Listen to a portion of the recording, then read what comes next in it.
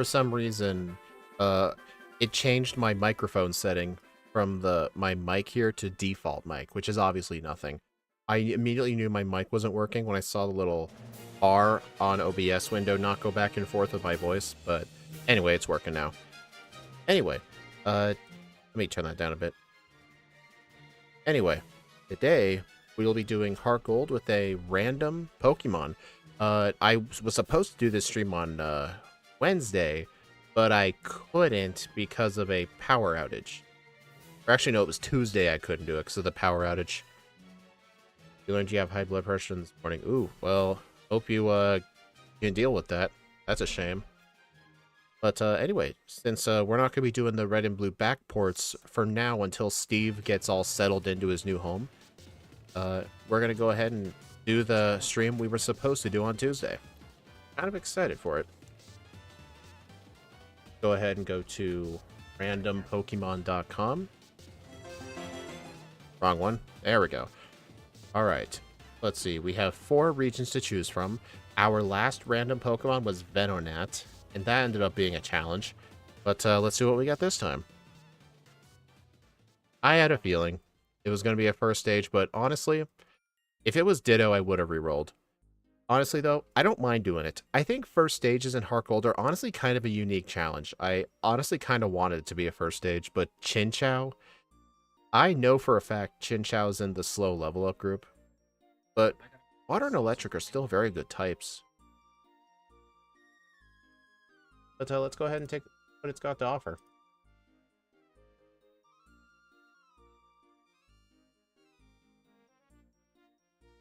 Okay, I really need to take this Ranger music out of the music pool I have because it is so freaking quiet.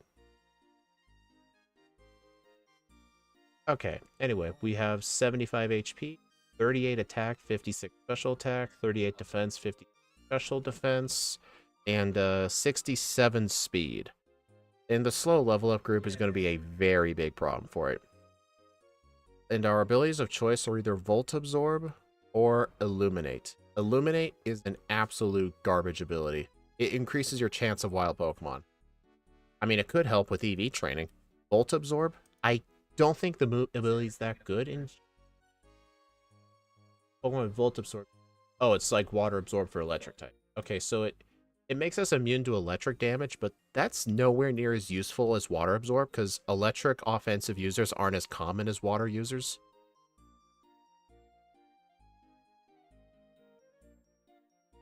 Yeah, honestly, it would make us completely immune to Pikachu's attacks. But honestly, probably Volt Absorb. Illuminate is literally just a garbage ability.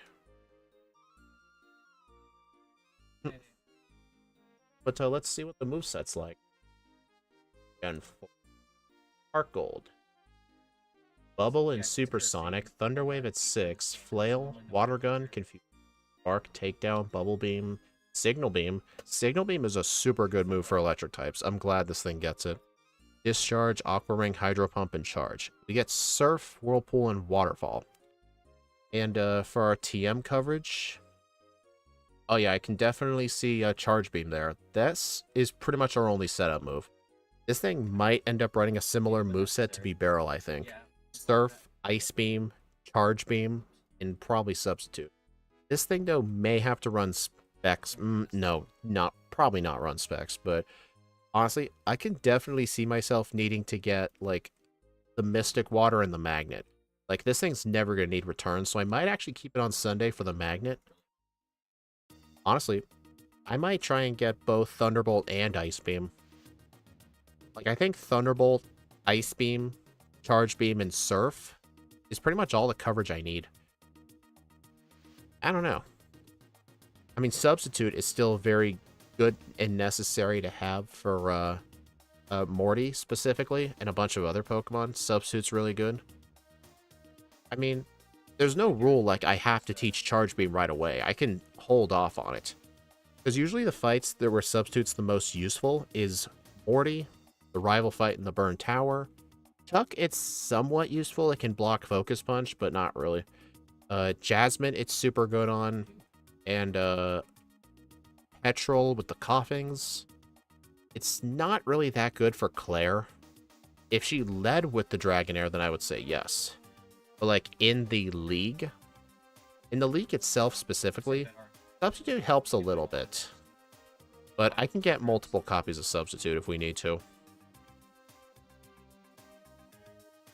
But honestly, I think my moveset throughout the mid-game might just be Thunderbolt, Charge Beam, Surf, and Substitute.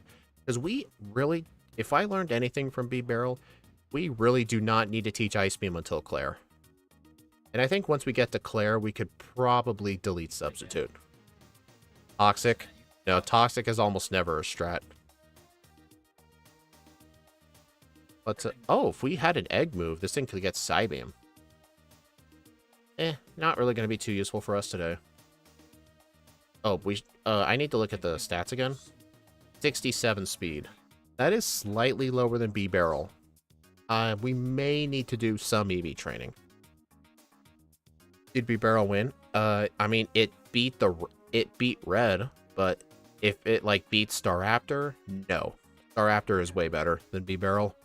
But B-Barrel still did pretty good. Luckily, Gen 4 is when Volt Absorb became immune to Thunder Wave. Oh, right, because I think Gen 3 it didn't. It actually didn't really get wrecked by Red. It had to Aerodactyl to fight because the Pikachu basically had to get attracted 3 times because you needed to get 2 Charge Beam boosts. You were open to tons of resets on Red, but at least it was on the first Pokemon. Alright, I'm going to go ahead and make the ROM.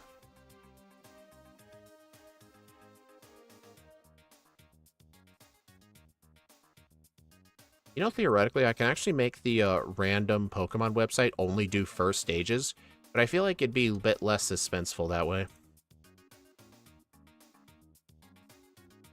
Yeah, this is another Pokemon that's going to benefit from not having to deal with the Bayleaf line.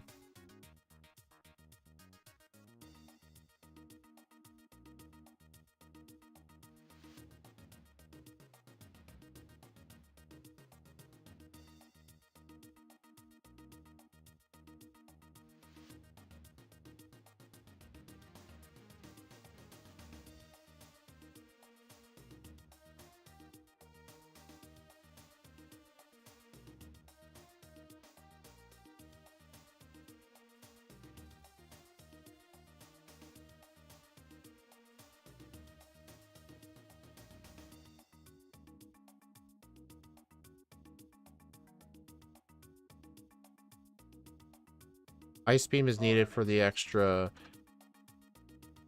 We'll probably not need Hidden Power. Maybe add Genders. I don't want to add that to the overlay just because I feel like when I'm in a battle, it should be pretty obvious. That's kind of wasted space. But Hidden Power typing. I don't think this thing really needs Hidden Power. So, Water, Ice, and Electric is essentially perfect coverage. I mean, theoretically, we could go Hidden Power Ice so we can hold off on teaching Ice Beam, but that doesn't really change any of the math.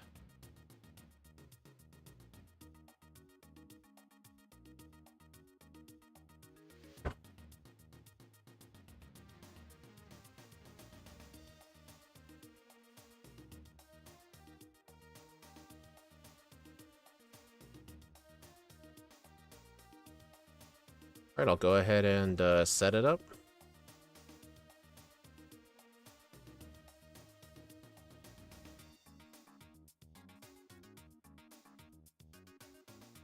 My point, we'll have to drop Ice Beam for Rest and Substitute for Blue because Exeggutor. Pretty much. But yeah, the thing being the slow level up group is definitely going to suck. Hey look, he has a Mareep.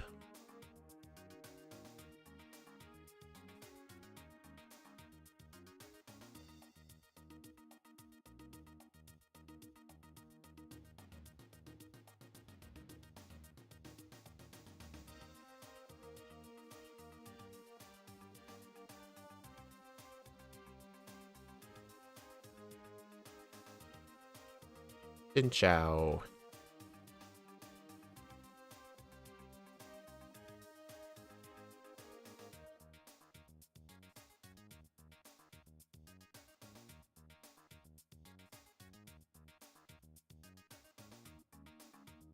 Right, save the game.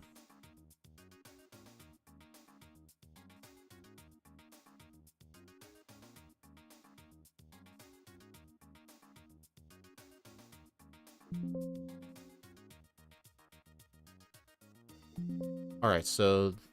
Alright, so let's see. We're gonna want the Chinchou to be female. I think not jolly. Timid nature is what we want. We pretty much need all the speed we can get, especially for red and the round 2 league. And our ability should be Volt Absorb. And no hidden power, so hidden power dark. Perfect stats. But there is something I want to look at. Let's see. If I give myself... Let's see. If I do the same amount of EV training and Carbos buying I did with B-Barrel, I should have roughly 130 speed EVs when I get to the league. So I'm wondering, what level do I need to get to... What's the speed threshold I need to look for? Let's see.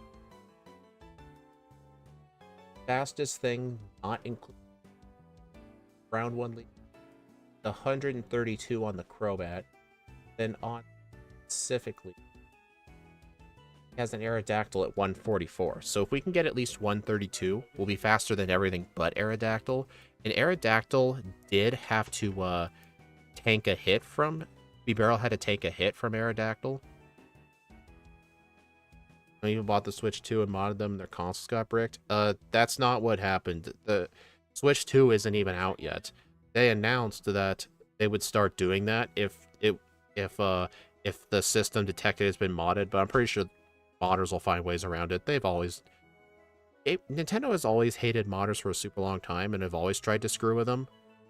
Because, well, here's the thing, Dominic. Even when the 2DS, 3DSs were out, they were still doing it. But they always find ways around it. It happens every time.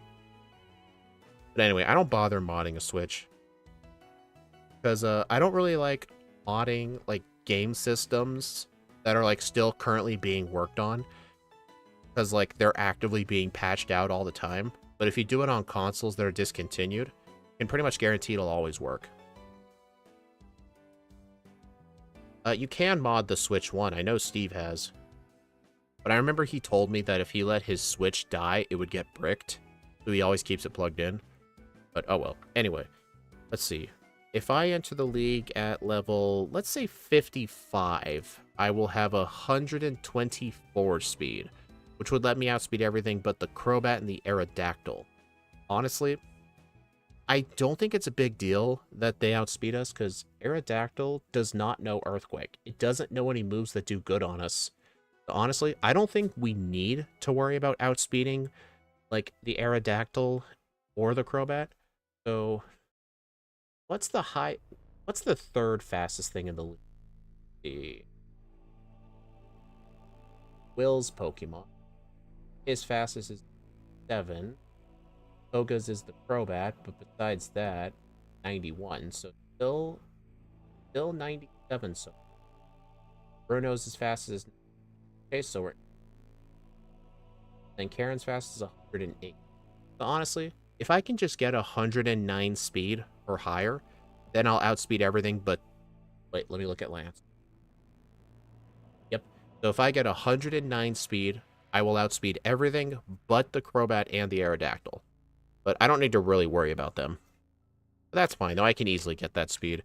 But the question is, what level do I need to outspeed everything, the fastest Pokemon in the game, which is, round 2 Koga's Crobat. But it also does matter for Red and the Lance fight, too. Lance's fastest is 187.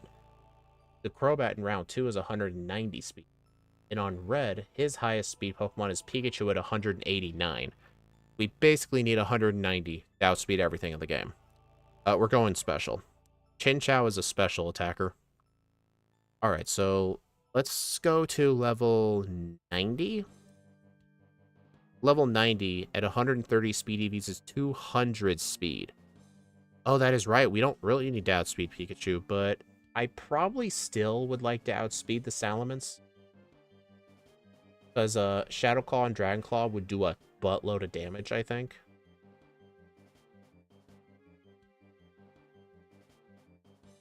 But we could probably afford to be a little lower level. Like, let's see if I get to 85. I'll be at 189 speed. So if I go to 83, I'm at 184. Honestly, though, I feel like if we do not outspeed the Salamence, we're in huge trouble. But besides the Salamence, Lance's second fastest is Charizard at 161.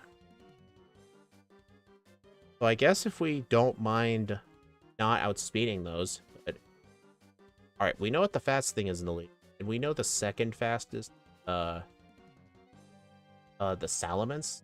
What's the I think the third fastest might be Karen's Weavile. You just need to be faster than Red's Charizard. What's so specific about Red's Charizard?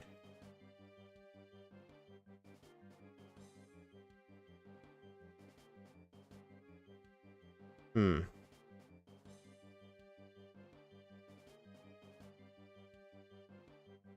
not sure what you're talking about, like, specifically the Charizard. Yeah, I'm just thinking, like, we truly do not need, like, that high of a level. Like we don't need to outspeed everything. Like, what's the highest level I could get away with? Or, like, the lowest I could get away with? Let's see. Let's think of, in Round 2 League, who are the most terrifying foes. Most terrifying. On Red, it's probably going to be the Venusaur. Because the Pikachu can't do anything because of Volt Absorb. But does any of his Pokemon have Earth? No, surprisingly. So the Venusaur would be an issue, but Venusaur's kind of slow. One of the slowest things on his team. I don't really think we need to worry about that. But yeah, if we can just outspeed the Charizard, we can outspeed everything but Pikachu. So, you know what? Yeah, let's see what's the minimum level where we just outspeed Red's Charizard. That's the only true threatening foe. Let's see. At 178 speed. Let me lower my level to 75. 167 speed. Okay, let me try 78.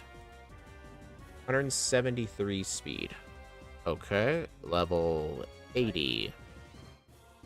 178. That's lower by... Oh, that's a speed type. So, we basically need level 80 at 135 speed EVs. We don't need to have a water move for round 2 league. None of the league members have an electric resistance, barring Garchomp. Alright, so, let's see. So, for round 2 league, we need to be level 80 at 135 speed EVs. Because at 179 speed, the only things we do not outspeed, well, on Red's team, it's literally just the Pikachu. But on Will's team, we'll outspeed everything. Koga, we will not outspeed the Crobat, but it's not that big a deal. On Bruno, we'll outspeed everything. On Karen, we will not... Oh yeah, we will actually outspeed the Weavile by 1, because it has 178 speed. Yeah, Lance has a Garchomp only in round 2. It's so people will quit calling him a bird keeper. Because now instead of them all being flying, only 5 of them are flying. On Karen will actually outspeed everybody. On Lance, will not outspeed the Salamence, but we will everything else.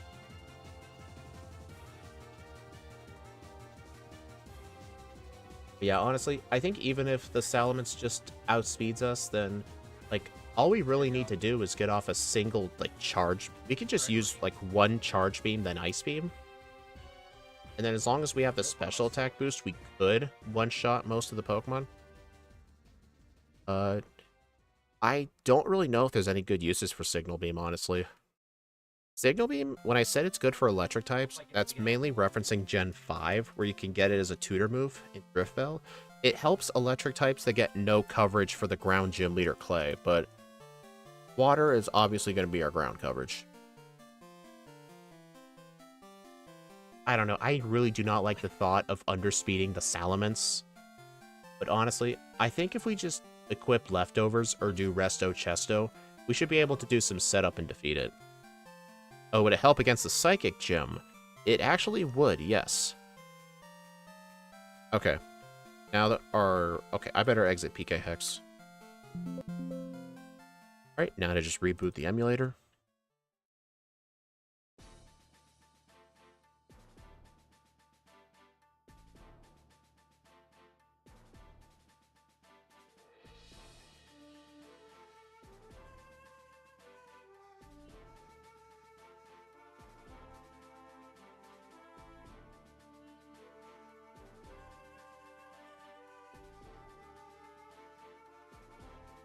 Oh, BizHawk.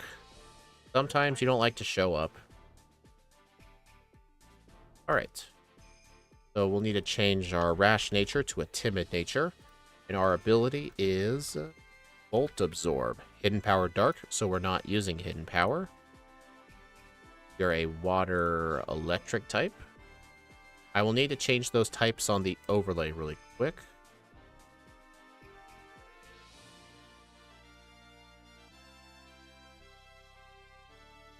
Yeah, the Heartgold runs are definitely a lot of fun. They take the most amount of pre-planning. Still, grab the Nevermelt Ice for... Oh yeah, that would be a good idea to grab. Okay, so some held items I'll need to get. I'll get the Nevermelt Ice. I'll get the Magnet, so we'll need to play on a Sunday. Should I get the Mystic Water? I think I should get the Mystic Water. Yeah, I'll write it down. And we'll definitely get the choice specs. I don't think the choice specs are going to be too useful outside of certain fights, just because our special attack isn't the best.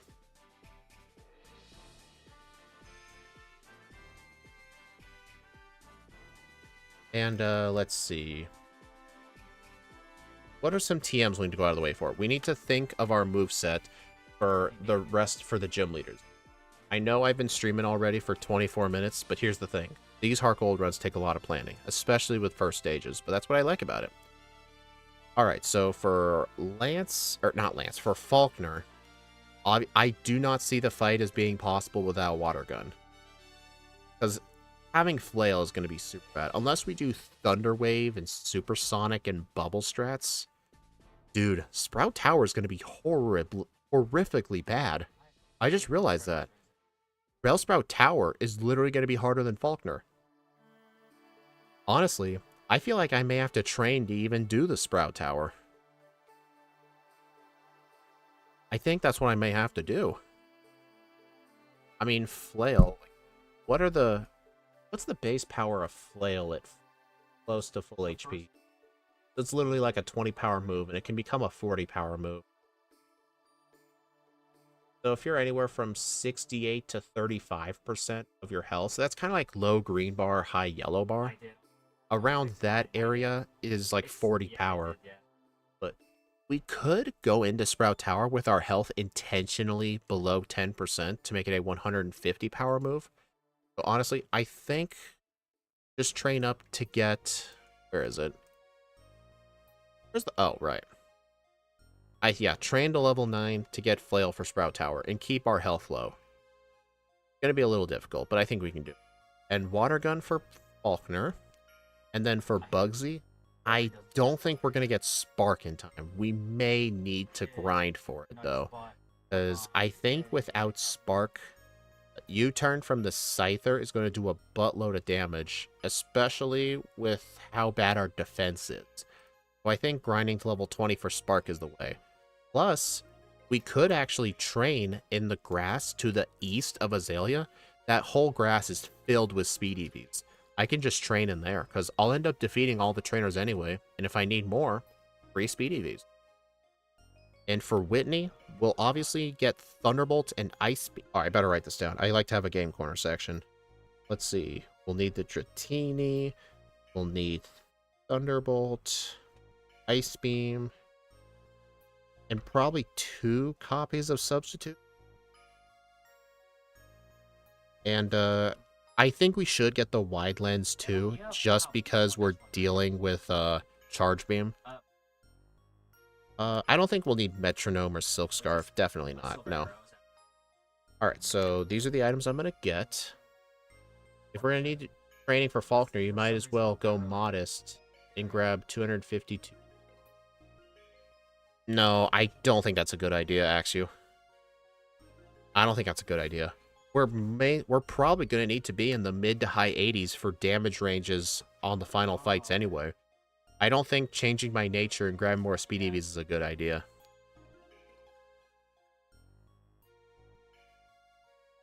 I can use it to get extra speed EVs, but I don't think going to the max is a good idea. I only did it with Venonat just because its speed was horrifically bad. Like, I basically needed max speed EVs at level 90 to outspeed Red. Like, there was no other way around it. That's how bad its speed was. I don't think this thing is that bad. But besides, like, we'll see what level I am when I get there. But I see what you mean, though. Like, we could end up with a buttload of extra speed EVs, and we could get away with not running a plus speed nature. But I don't know. I don't think we'll even need much training, because I'll end up fighting all the trainers first. But we'll see, though. Okay, so we'll have those moves. So for Whitney, our moveset needs to be Thunderbolt and Substitute on it. And then before Morty, we'll need Substitute, and then we'll get Surf. And then in Olivine, we're going to Surf to the Charge Beam TM and get rid of Flail. So our moveset, once we beat Morty, is going to be Thunderbolt, Surf, Charge Beam, and Substitute. And we're going to hold on to all of those moves until we get to Claire, I think. Because once we get to Claire, we do want Ice Beam, and I'll probably get rid of Substitute for it. Because if we're using Charge Beam, Substitute isn't really needed in the Round 1 League. It's useful, but not really required. Plus, we'll have the second copy of Substitute to reteach for Blue. And I think when we get to Blue, we'll end up deleting Ice Beam. Actually, we'll either delete Ice Beam or delete Thunderbolt. Probably Ice Beam, because, I don't know, we'll need Sub and Rest for that fight for sure. Oh, so I will have to actually catch the Zubat so I can give away Kenya to get Rest. That'll save me 6,000 coins in the game corner. Oh yeah, leftovers would 100% help. Thunder? Absolutely not. I mean, it's a lot quicker to get, but I don't like the fact it only has 5 PP. Get the Sandshrew. Yep, you're right. I need to start remembering to do that. I think Thunder was actually useful for the next video that's coming out on the channel. There was a run I actually did use Thunder a lot. It's for Pokemon that don't really get much coverage otherwise. Okay, so what's the moveset for Blue? We need Substitute and Rest, and we still have to keep Charge Beam. But I think our fourth move is gonna have to be probably Ice Beam? Yeah, we are gonna have to get rid of Thunderbolt, because Ice Beam is the only thing that can hit his whole team. Surf, Charge Beam, Substitute, and Rest. That is a better idea. I completely forgot about Surf.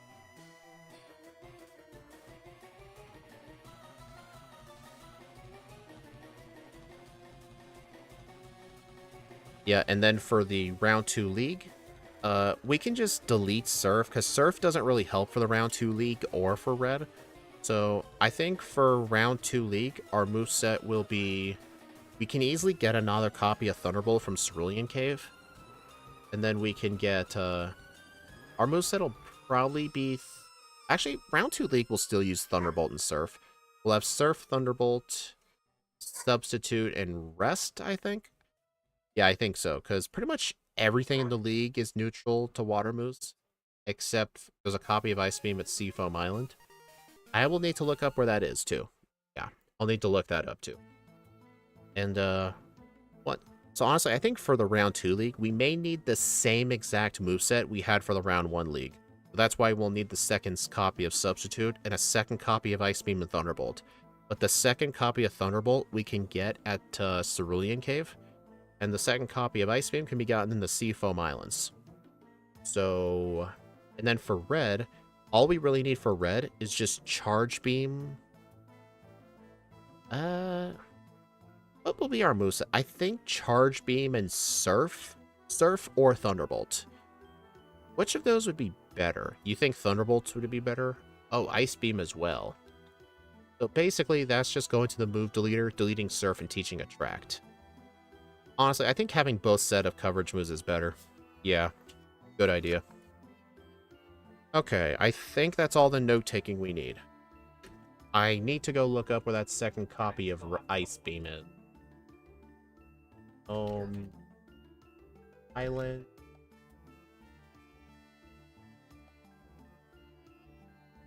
Let's see. Ice Beam. B, 4th floor. Northeast corner. B, 4th floor. Oh, that's the floor where Articuno is. Let me look at a map. B, 4th floor. Northeast corner. It's that. That item right there is Ice Beam. I think to get... Oh, it's that ladder right there, because we always come from that upper part right there. We go down, right, and then go to this ice puzzle here, because we go down this ladder to eventually get the rare candy. We'll go down that ladder. That item right there is Ice Beam. Okay. Wow, that was like a solid 30... That was like a solid 28 minutes of planning right there, but hey, this thing needs the planning. Honestly, it would help if anyone ever watching this VOD could just leave a comment of the timestamp, or you can just fast forward. Still, the planning phase is in.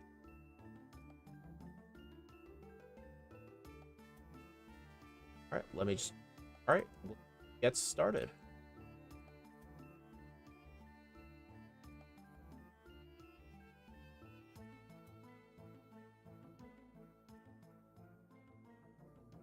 Alright, let me go ahead and set an over-under.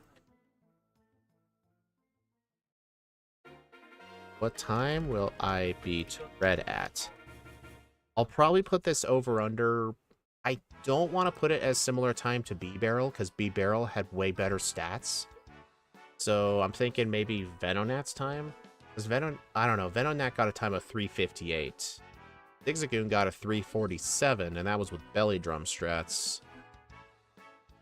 So, honestly, I think the appropriate over-under for this thing is probably 3:45. Because you're not overthinking as you play. Yeah, plus everyone gets to engage. I know sometimes I don't like going to Scott's streams because of all the planning he does in between runs, but I don't really like looking at XP routers just because it is sort of overwhelming information to look at. But I think like looking at like stat spreadsheets and move pools, I think that might actually be a bit better to look at. Yeah, other than Will's Gardevoir having Trace, Copying, Volt Absorb, none of the league members have an electric immune. Good to know. A good thing that Bruno got rid of his Onix in round 2. Okay, let's get started. And on the bright side, with all the planning phase, it gives plenty of people time to come to the stream. Okay. Everything looks good. Alright, 3, 2, 1, go.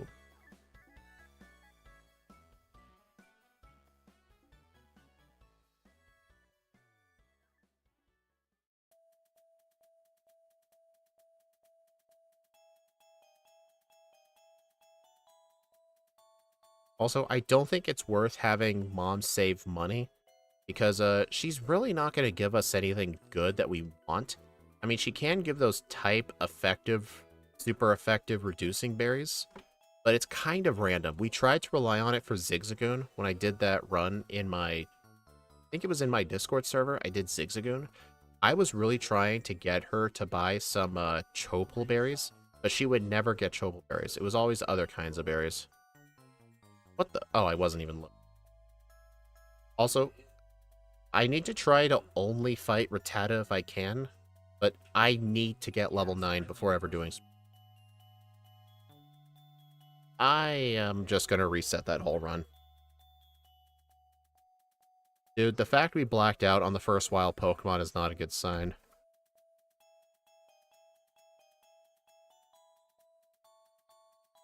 Hey, Hedja. So what, Hedja? So what's the rule? Just single Pokemon run? Yep. Only Chinchou, no items in battle, no using the TM for double team, and we're not allowed to evolve. It's just a pure Chinchou. It's gonna be rough. But we spent a half hour of the stream literally doing the planning phase. Like, we pretty much know, generically speaking, like, what our moveset's gonna be, what level we need to be. And now the whole key is just to get there.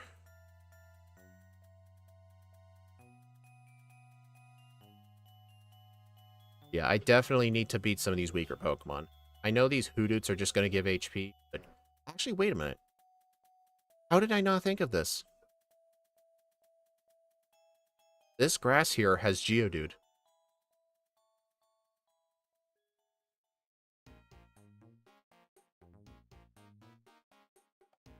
This will allow me to get some training in before I have to fight any trainers. I mean, technically, we can just go straight to the Dark Cave, but the Geodudes there are the same level anyway. Man, all I'm finding are Rattatas. I think I want to try and get level 6 before I continue. I mean, I'm sure we can defeat the rivals, Cyndaquil easily. But, being level 6 will straight up be better. I think I can afford to fight one more Pokemon. Hey, finally a Geodude. Okay, that should be enough for now. I use the damage calculator for routing. Honestly, I don't really use damage calculators for routing, like if we get a setup move. The only thing I really honestly care about is just outspeeding. If you can outspeed the opponent, there's always something you can do.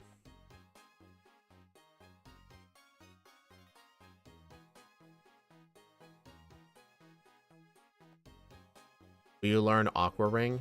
No. I don't really like Aqua Ring. It just takes up a spot on the moveset. Number of setups is also necessary to know. That is also true.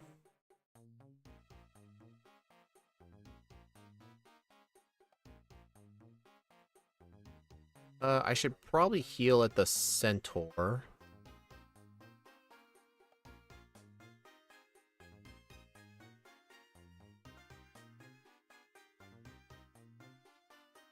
Yeah, I did say, like, this run was going to be rough, but honestly, running first stage Pokemon in these harder games is actually kind of fun. Like, you kind of have to plan things out in order to make everything work, and it feels good at the end. Like, the fact that I had a Zigzagoon beat Pokemon Heartgold is honestly kind of an impressive achievement. Oh, you've got to be kidding.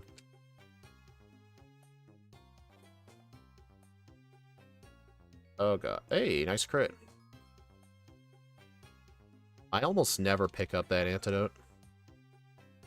I'm not going to use a potion either, because Mr. Pokemon will heal your team for you. For example, if I have very bulky Pokemon to deal with, I would do 2 Swords Dances to one-shot at the lower level. That is true. Now, some Glitchimons you just won't outspeed with very often, so you gotta think of clever solutions.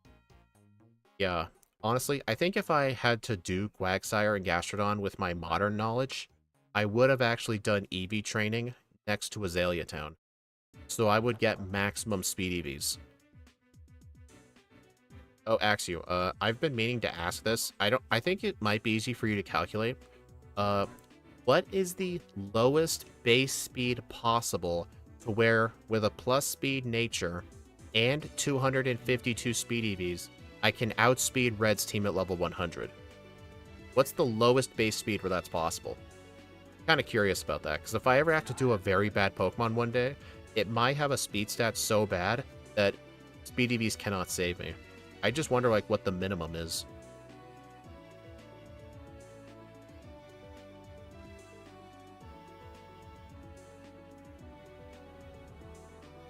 Alright, yeah, I'm definitely going to need to heal again. Also, fun fact, in a Crystal version, when you beat the rival here, your team actually gets healed. I don't think it gets healed, though, in this game. Base 38 is the minimum.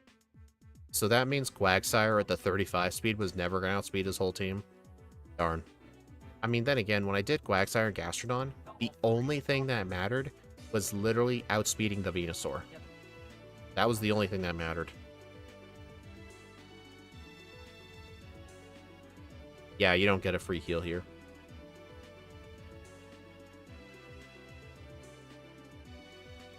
'37 with speed type Pikachu. Yeah, that's the minimum with max speed EVs and a plus speed nature.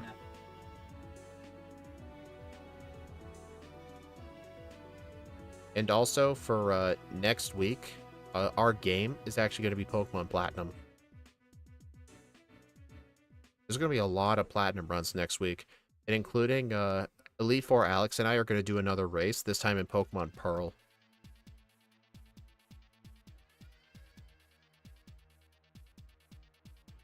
We'll be doing Pearl with Toxicroak.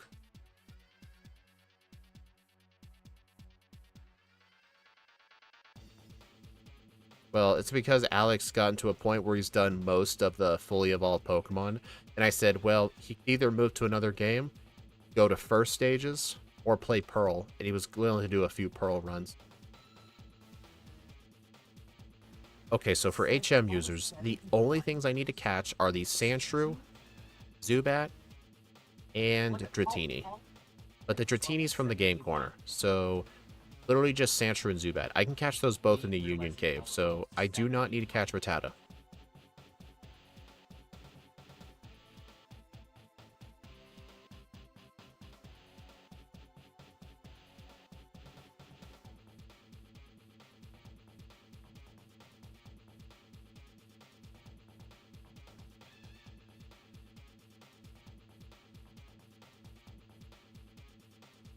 I do want to know if Alex is going to do stuff like Togekiss, Selectivire, Glade, and Pearl. They are technically not in the Diamond and Pearl decks.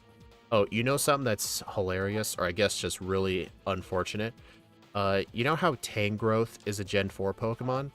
In Diamond and Pearl, Tangela isn't just a post-game Pokemon, it's literally unobtainable in Diamond and Pearl. The only way to get Tangela is to transfer it from another game. Now, no, like, mass outbreaks, nothing. Tangela's unobtainable. But then in Platinum, I think they either put it in the Great Marsh or made it a random swarm thing. Tangela is pay to win. Yep. I mean, BDSP put it in the Underground, so, like, honestly, the Grand Underground pretty much solved a lot of the Gen 4 Diamond and Pearl problems. Oh, they're missing Pokemon? Missing items? Just throw them underground. Tangela's in the Great Marsh. Ah.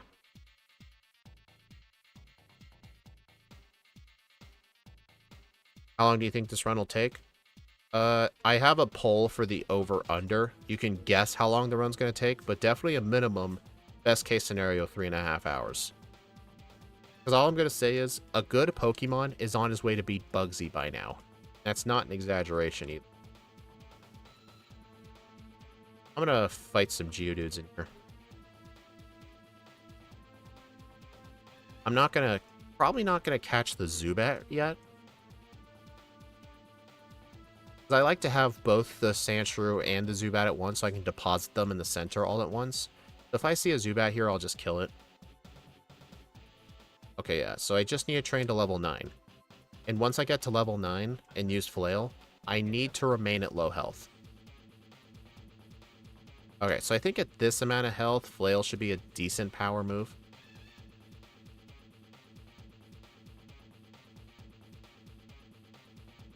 Alright, at least Vine Whip doesn't do...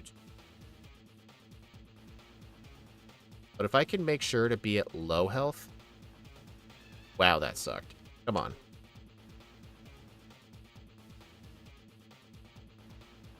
There we go. Flail should be roughly a 150 power move.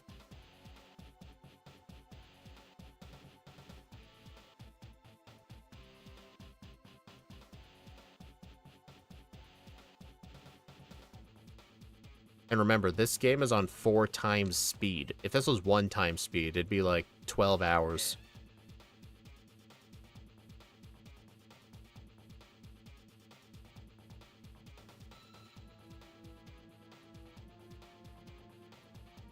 Nice. Really nice when Flail ends up being the solution to things. Honestly, I wonder if we'll need Flail to do Falkner. Probably not. Well, maybe. We do resist Gust. I think it will end up being a good solution, but do him at full health, though, first.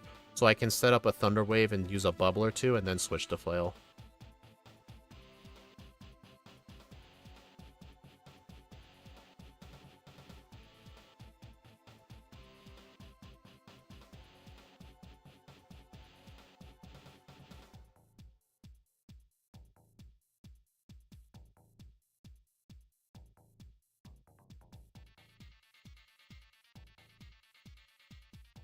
this going to be enough flails for everything? I don't think so. Yeah, I'm not going to... Honestly, I'll take that blackout. But I might be all the way back in Cherry Grove. What I get for not entering the Violet Center. But then again, at least we got to keep those levels. That is a little annoying, though. But honestly, yeah, 15 power points was straight up not going to happen for that whole Sprout Tower.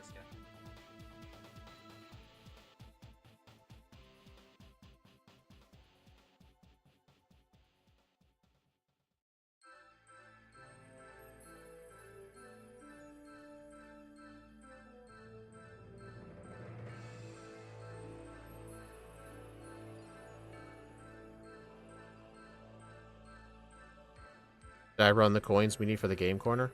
Sure, actually. Let me tell you what we need. We need Dratini, Thunderbolt, Ice Beam, Wide Lens, and 2 copies of Substitute. Alright, so I think on the Bellsprouts, I'm just gonna have to spam Bubble for the time being, and then once my health gets below half, then I'll start using Flail.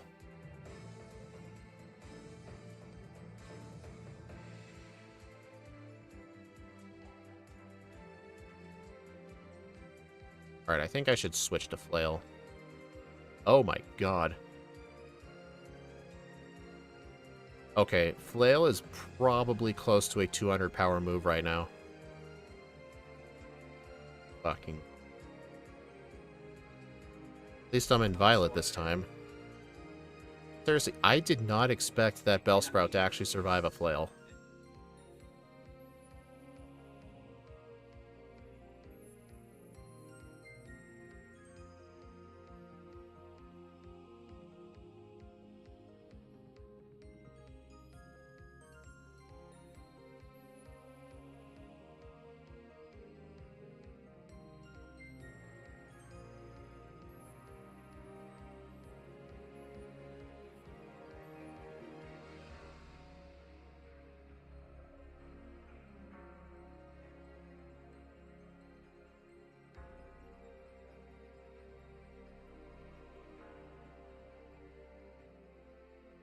Yeah, once I get access to Water Gun at level 12, Faulkner should be really... 27,100. Oof.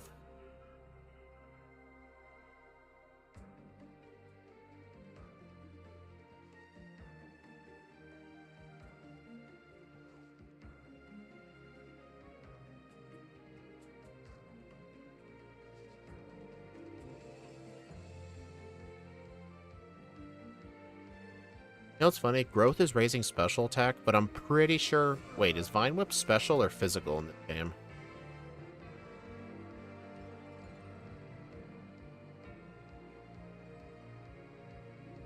Oh, crud, dude.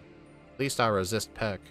It is physical? Okay, so growth on those Bellsprout do nothing. Hey. Honestly, the blackout training that I kind of was forced to do didn't really matter too much in the end, because at least I got to level 12.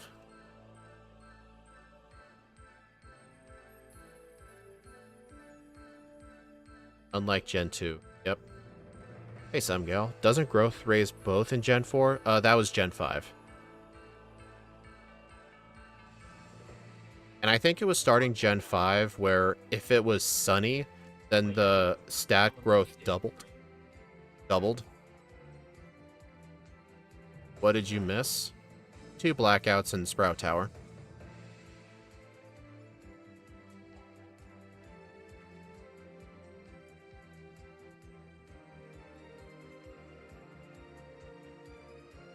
Long time no catch a stream.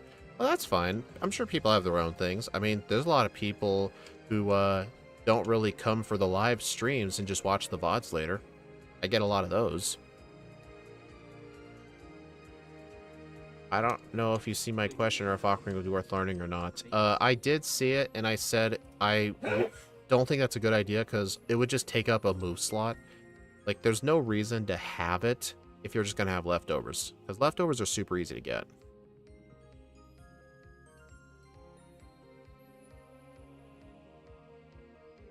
Okay, I water gun straight up better. I'm just really glad Faulkner doesn't have Mud Slap. Okay, I may have... Okay, Flail now, I think. Shit. You know what? Just because I actually beat the Pidgey, I'm going to go ahead and take that Blackout.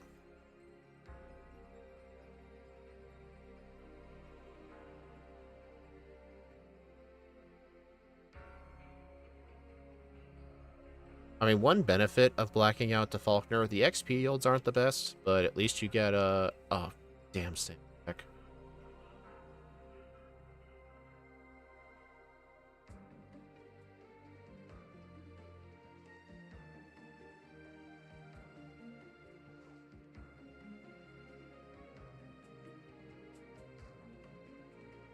I like how you can skip the trainers in Gen 4. It is nice.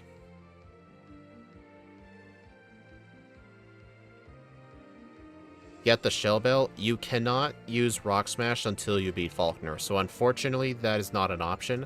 And even if you could, there's a guy down there who blocks you from going south until you beat Faulkner. It's the guy that gives you the Miracle Seed.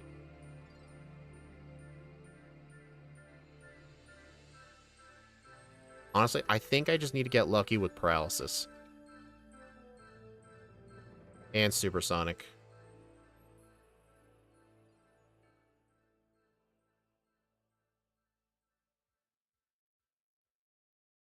Dude.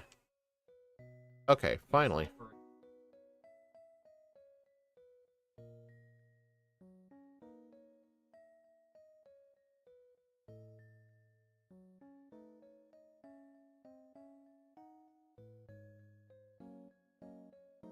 Oh boy, you got me something. I wonder what it could be. Oh look, it's an egg.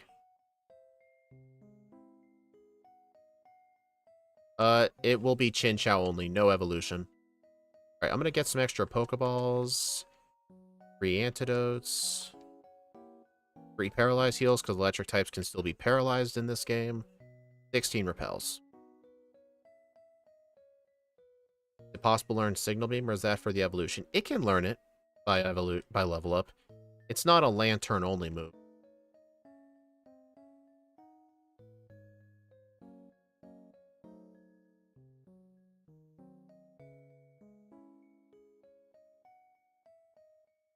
Also, fun fact, in my early stages of these Heartgold runs, I used to keep the Togepi egg around as like an HM user for Rock Smash, but I eventually changed it to Wooper, then to Geodude, and then I just realized recently that if I only catch Sandshrew and either the Zubat or the Kenya Spearow, depending if I want rest or not, those are literally the only Pokemon I need to catch.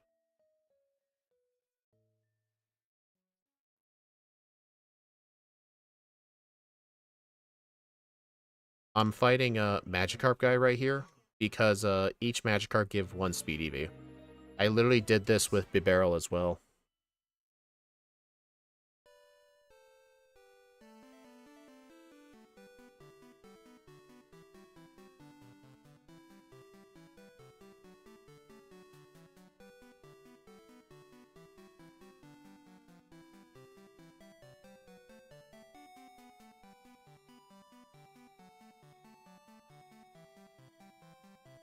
And also, I don't really think we're going to need the Shell Bell right now, I think. Oh, I forgot to get Rock Smash again. I better go back.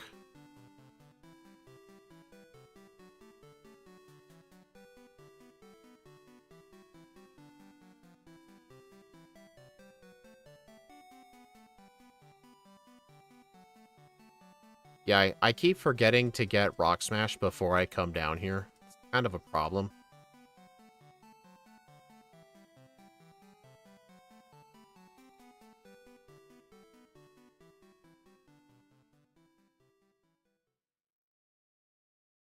Yeah, it basically just needs all the attacking power. And, it's not like its special attack is so bad I have to use Blizzard for some fights. Charge Beam to raise special attack sometimes is really beneficial. Darn it. You get the Sandshrew? Not yet. I went back to get a Rock Smash first. Okay. Okay, this has Water Absorb. I have to use Flail on it.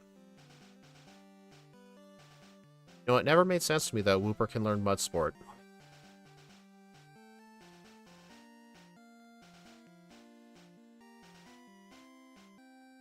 Alright, so now in here, I need to go catch a Zubat and a Sandshrew. But I will kill that Onix for XP. Yeah, surprisingly, you can actually get it right away. Because Faulkner's badge is the one that allows you to use it. Most people just wait till after the Pseudo-Widow tree, because that's when you end up, like, really close to the guy. But it's usually a good idea to get Rock Smash early if you want the Shell Bell. Which, honestly, a lot of first stages tend to want the Shell Bell. Hey, there's the Zubat. Paralysis, Pokeball. But yeah, I'm not going to be using Kenya the Spearow because I'm going to be giving the Spearow to the proper owner, and he'll give me the TM for rest. This will save me from having to grind 6,000 coins in the game corner. So if I did hold on to Spearow, I would need to grind to like 32,000 coins, which is kind of insane.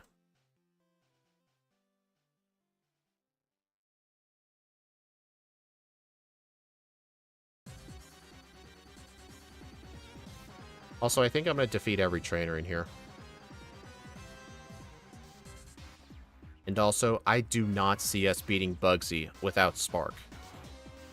Like, I literally do not.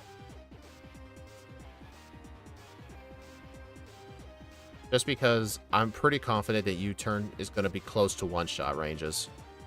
So, we're actually going to EV train in the grass, getting experience after we defeat all these trainers, all the way to level 20. You have the hacks on for Voltorb Flip. I do not use the hacks. I use a little trick called save states. It's a bit old-fashioned. It takes a little longer, but honestly, I kind of like it because you still kind of have to play the game. And you can just load a state if you hit a Voltorb. That's what I kind of like about my method. Like, you still have to play the game.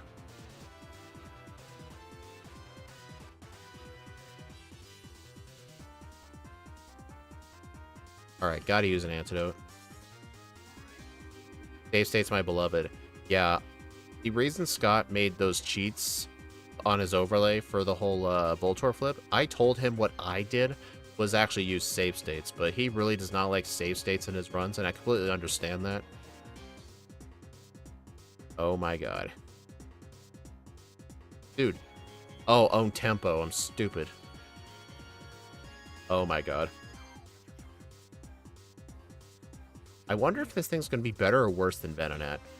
I think it might still end up being better because Venonat needed 252 speed EVs for red, but this thing does not need that.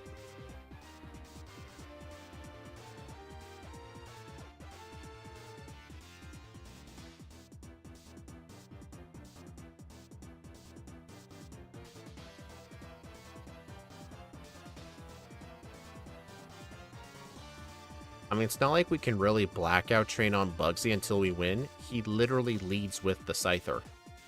If he led with Metapod and Kakuna and ended with Scyther, I would probably blackout train on him.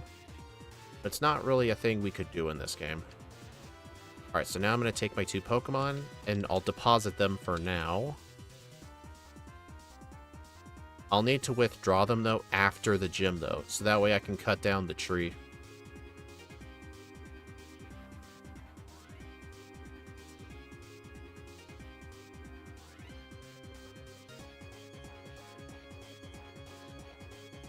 So then, basically the plan with the HM users, deposit them before Bugsy, withdraw them immediately after Bugsy, and then as soon as you get to the game corner, or not the game corner, as soon as you get to the national park little building where you enter the national park, there's a PC there. There is where I have to deposit the, what do you call it? You have to deposit the Dratini that you end up getting from the game corner. And then the Spearow, I won't be depositing it. I'll be giving it to that guy and getting the rest TM. But basically, the reason I have to deposit my HM users is because there's two sets of beauty trainers. Each of them have a Clefable and Wigglytuff, so it's a grand total of 4 Pokemon. And if I have HM users, I have to face them in a double battle. And double battles aren't banned. It's just if I have to face them 2-on-1, essentially, it makes the fight so much harder. So if I deposit the HM users, I can just fight them one at a time, and it'll be a lot easier. You've been great background noise as I code. Well, I appreciate that. So can Zubat learn Fly? Yeah, I found out it can learn Fly starting Gen 4. It feels very wrong, but it can.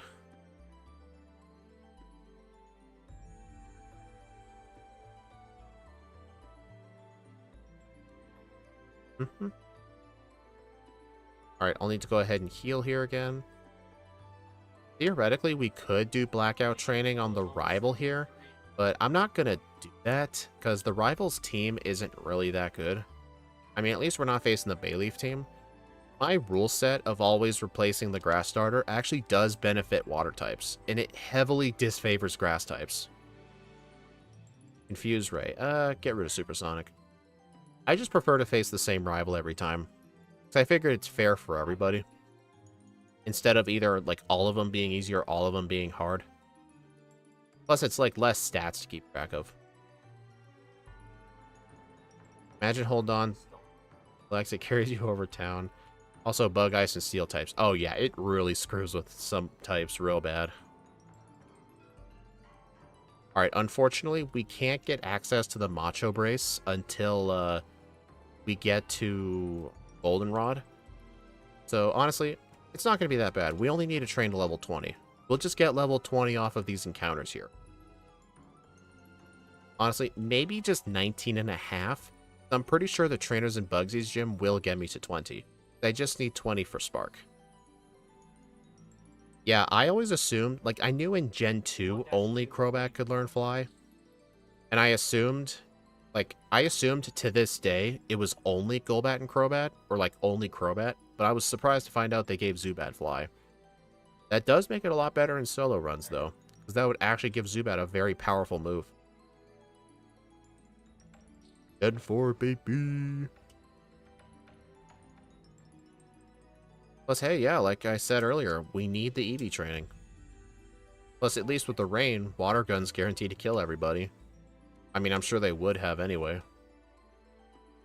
Also, fun fact, another great benefit of starting these runs at midnight, I always start my runs on a specific date at midnight. Not really any reason for it, but that's just the time I always start with. But apparently, it being nighttime right here prevents wild Ekans from spawning, and Ekans do not give speed EVs. I believe they give attack.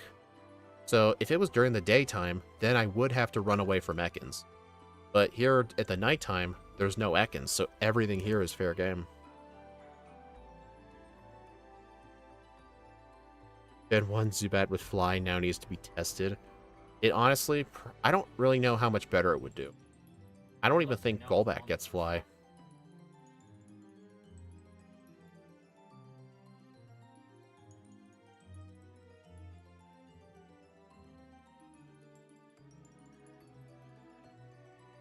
Also, this has been something that's been happening to me, offline, recently. My phone is, starting to malfunction, and it keeps shutting off all the time. I think either the fact that I don't restart it that often, or all the constant updates it's been getting over the last year, I've been noticing my phone constantly slowing down. And I think my phone's just constantly getting overloaded.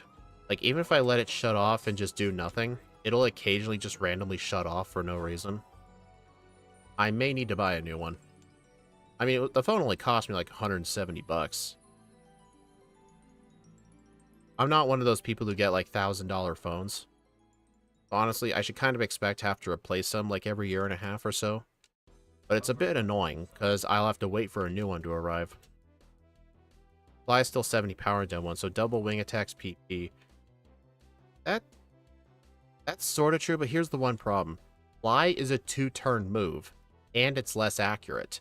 So a 70 power Fly is effectively each turn a 35 power move. I think 2 wing attacks is straight up better than a singular Fly. I don't know. Unless you can prove it otherwise to me. But at least in Gen 4, Fly was up to 90 power. So a Gen 4 Zubat with Fly could actually do really good. I mean, Jasmine's going to crush its hopes and dreams, but we'll cross that road when we get there.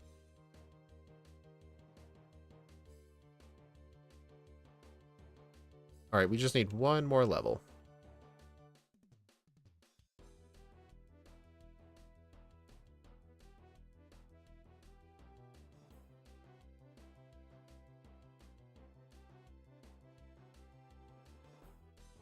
I really do wish you could get access to the Shell Bell earlier in these runs. Or not Shell Bell, the Macho Brace. But, oh well. You're pretty excited for the Pearl stream next week? Oh, I definitely am too. I'm gonna get payback against Alex for that stupid Metagross race. Like, for those of you who missed it, I ended up doing very bad in my first run, getting tons and tons of resets because I kept missing my takedowns and my meteor mashes. And Alex didn't even get that many resets. And then in his second run, he talked about some improvements he was going to do, and I decided to copy his improvements.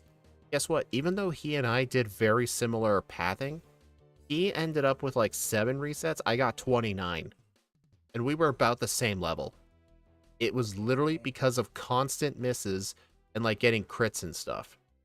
But there was one other difference. He did get a wide lens and the Shell Bell, and that actually mattered for a lot of fights. Because in Platinum, I kind of had a bias against the Shell Bell because I just viewed it as a very bad leftovers. But honestly, just if you have nothing to hold, it can actually help in a pinch. But the fact that I did very similar things to what he did, and I still got like 29 resets is horrific. Like, on my Platinum leaderboard, my Metagross run has 29 resets. Literally, my second run was 10 minutes worse. I'm not even kidding. I really hate playthroughs where my second playthrough is worse. It's horrible. It's a horrible feeling. But at some point, I do want to go back to it and actually get a actual good run in with it, because I know Metagross is a very good Pokemon. It just sucks it has to deal with inaccurate moves and like mediocre moves like Confusion.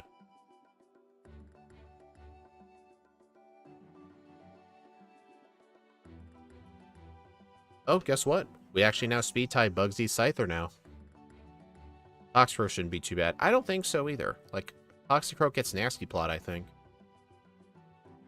I know Scott did Toxicroak in Platinum, but I know he had a lot of problems with it.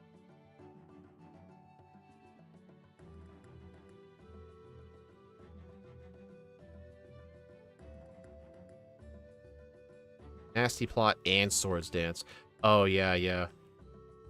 Redo that run? Oh, it will be redone at some point.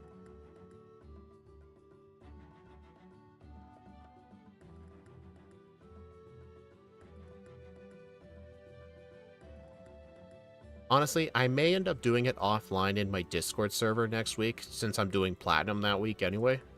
I'll probably just do it there. I don't really like streaming re-ranks, because no one ever likes watching those. So if I ever decide to do a re-rank for fun, I'll usually just stream it in my Discord server. I think Toxicroak was when he had his ability random change when he evolved. Oh yeah, because it had to do with the fact his overlay wasn't changing the personal ID number for the Pokemon, and the ability that you get from evolving is dependent on that personal ID number. But I never have that issue because I literally use PK Hex, and PK Hex does that stuff for me. When you change the ability, it does change the personal ID number, so I know for a fact it'll always stick. I remember some people in his comments were saying, like, with some of these newer games, like, there'll probably get a point where it's really not worth optimizing just because of all the variables. But I think that's just incorrect. There's plenty of spots to optimize. I mean, it'll never be at a point of, like, red and blue and yellow optimization into a point crystal version. But, I mean, for Heartgold, I'm starting to gather, like, a consistent strat that, like, a lot of Pokemon can do. I'm curious which side would Toxicroak go for. Honestly, I don't know. We can make it a drinking game every reset. You take a shot. Right?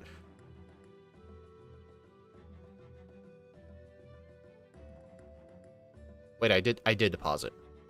The reason I deposit before Bugsy is so I don't have to fight those twins.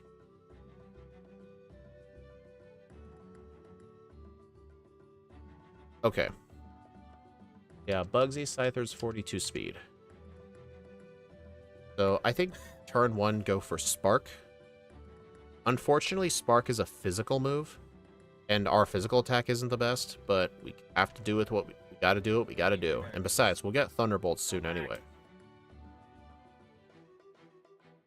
But yeah, this fight would definitely have not been possible. Look how little Water Gun's doing.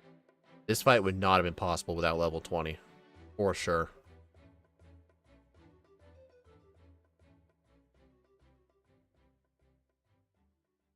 Special is easy to access, but it doesn't have the best special moves other than Stab, Sludge Bomb, and Focus Miss. That is true.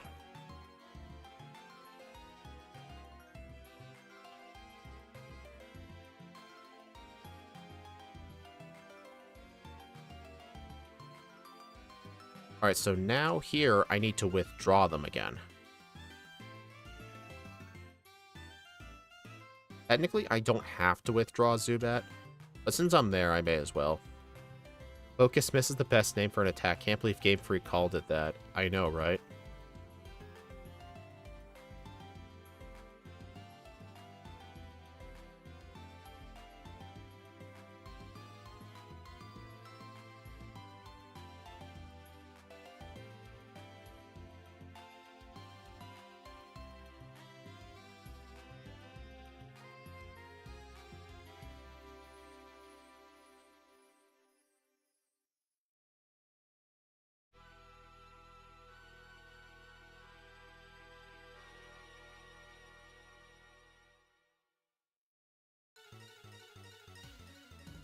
It's too late for that gym leader theme.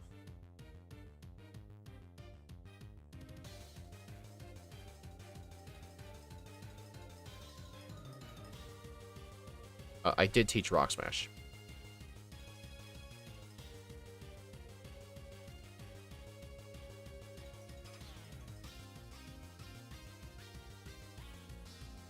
Alright, this thing cannot learn Headbutt, so skip it.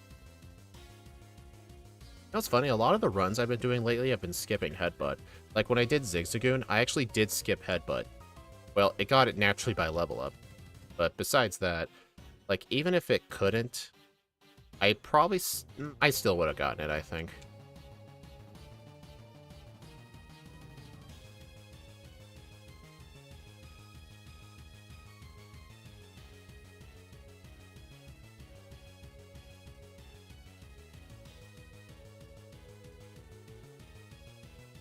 Yeah, technically right here is where I could deposit my HM users again, but I'm going to be getting the Dratini from the game corner, so it's best to just do it at the National Park Peace Center.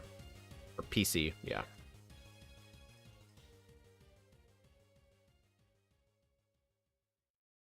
Also, I think I'm going to fight this guy for fun, because he has he has a Growlithe. I may as well fight Camper Todd. I don't get to ever really fight him.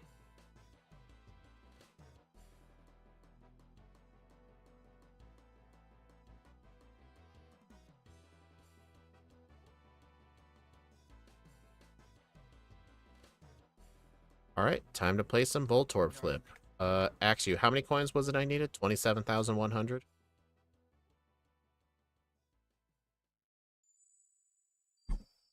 Alright, let me go ahead and flip the screens for all of you.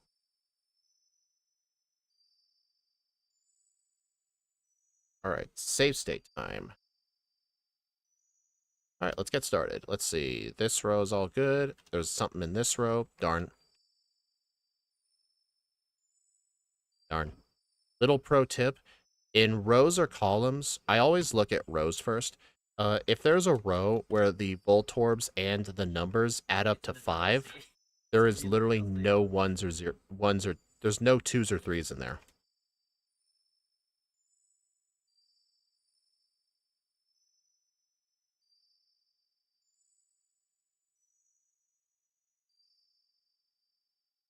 Darn.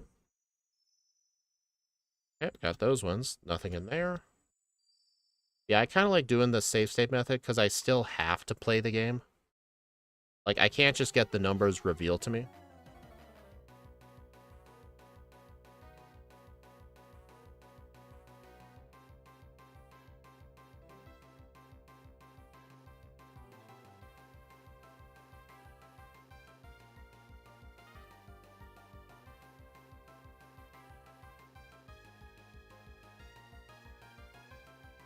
Hey, Axu, how many coins was it that I needed?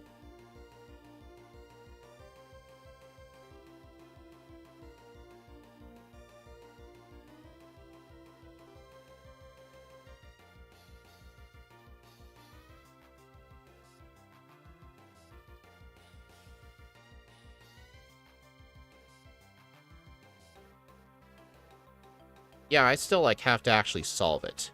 Like, I definitely prefer this method. I don't really prefer, like, Scott's method to where, like, the entire puzzle is just solved for him.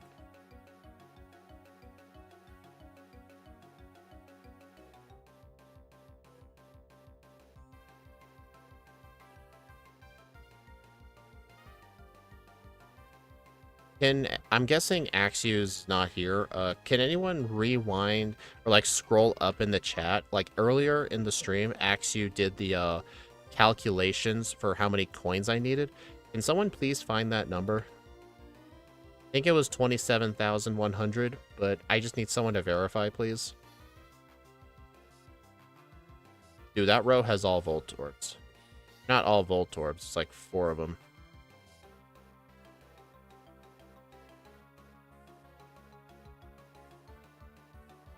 $27,100. Thank you, some gal. I'm at 10,477, so I got a ways to go. Like right now, I'm on Voltorb Flip level 8. This is the level where you end up getting tons of coins.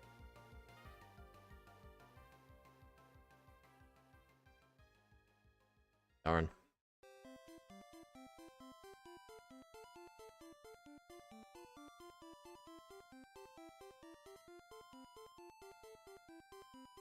$13,933.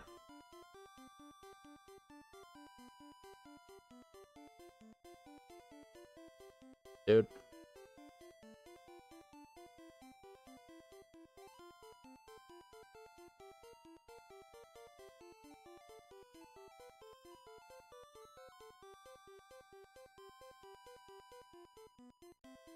$16,525.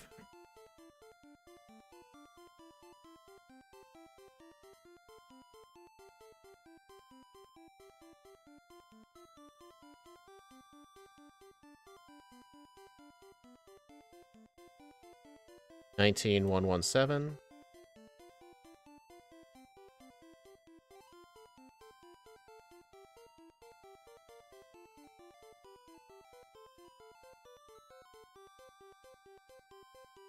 $21,304. Wait, 27,100. It's a good thing I reread that number. Dude, this row has no Voltorbs. Nice. Nothing else in there. This row just has a single 2.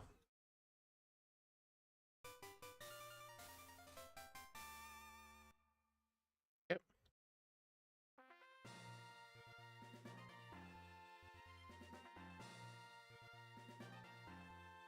$24,760.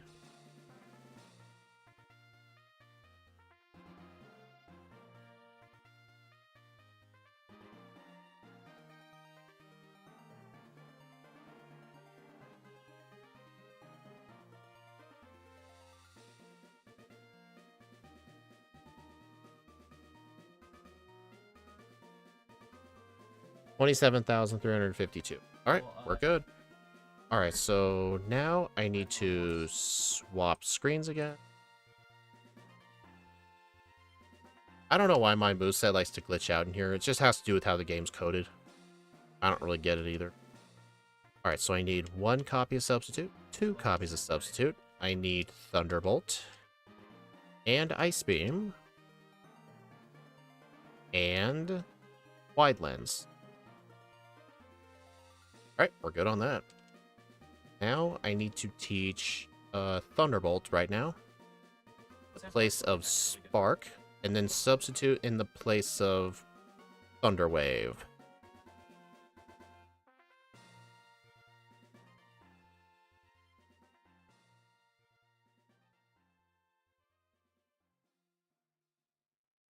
Yeah, you should have seen like how my arm was like crossed over the keyboard.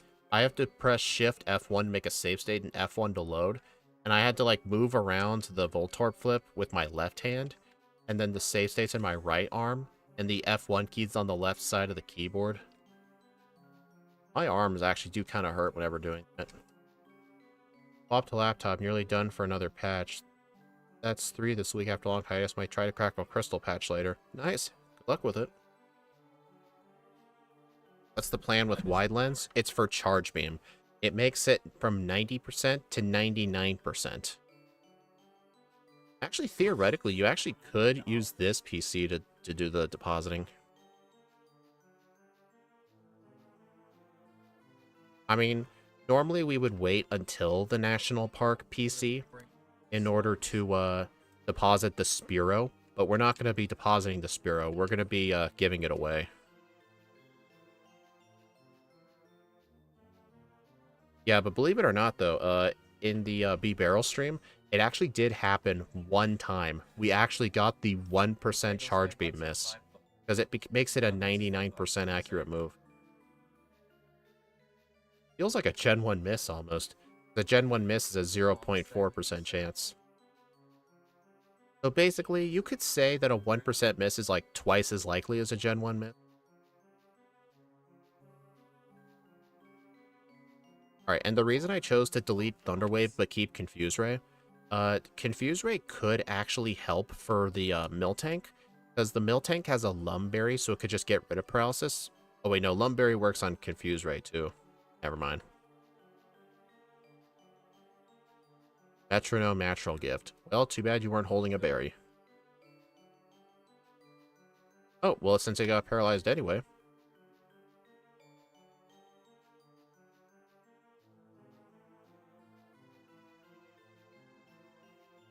There we go. Yeah, and then as soon as we get to Ekrutik, we'll be getting a Surf in the place of Water Gun. And then once we get to Olivine, we'll delete Confuse Ray for Charge Beam.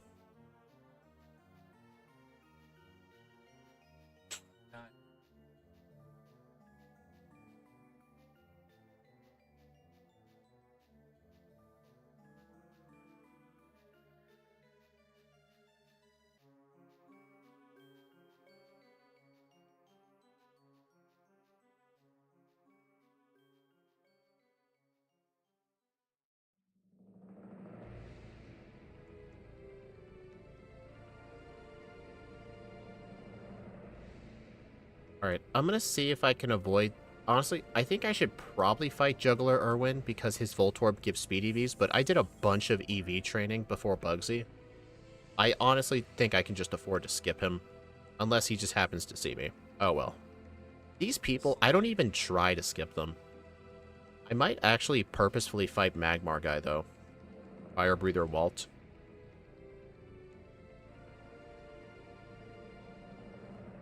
Takedown? No.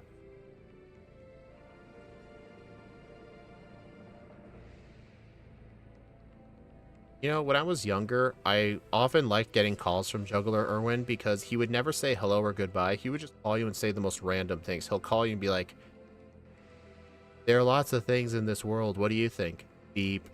Like, he just calls and says the weirdest things.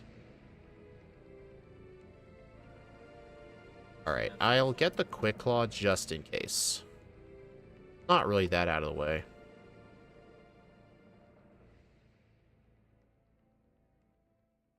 And also, I used to get the TM for Dig there and teach it to my Sandshrew or Rattata, so I have free escape ropes. But Dig is so out of the way, it's honestly faster to just buy, like, 10 escape ropes. I don't buy them in Azalea Town like you would do in Crystal, just because Heartgold, you need a lot more repels, just because the overworld is bigger. Alright, and since our HM users are deposited, we cannot get the Ruins of Alph rare candy that needs Rock Smash. We would have to come back here later if we want it, but that's honestly not a big deal. But now, since I have the Spearow, this is the moment where I would get rid of it. It feels nice that giving the Spearow away is a proper strat. Because if I chose to actually keep the Spearow for Fly, I'm not kidding, I would have needed an extra 6,000 coins. That's like 3 rounds of Voltorb Flip. And all of that was avoided just by getting the Zubat. I'm still going to save, though. But Substitute does completely break this fight.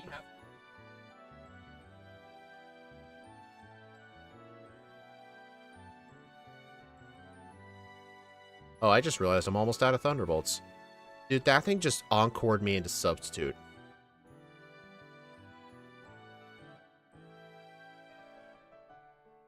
Dude. Dude, I hate these people. These people using Encore and Disable really pisses me off. That thing just used Sacred Fire.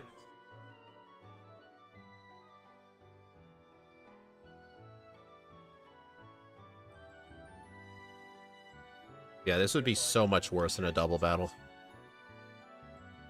Alright, I'm going to start with Confuse Ray. Sub.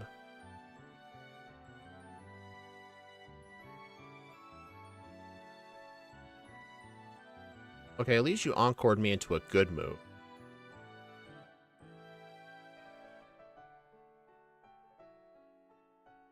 Oh, also, since it is Sunday,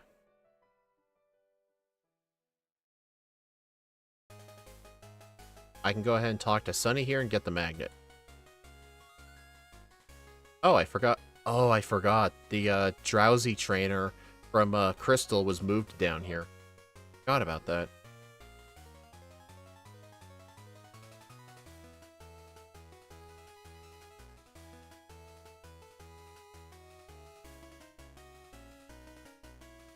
Okay. Dude, look, I have, like, no PP.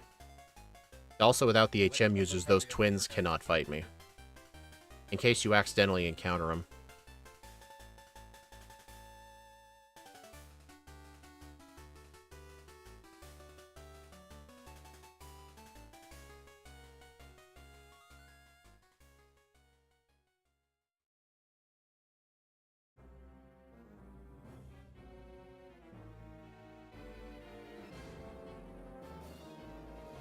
These will be getting Surf now.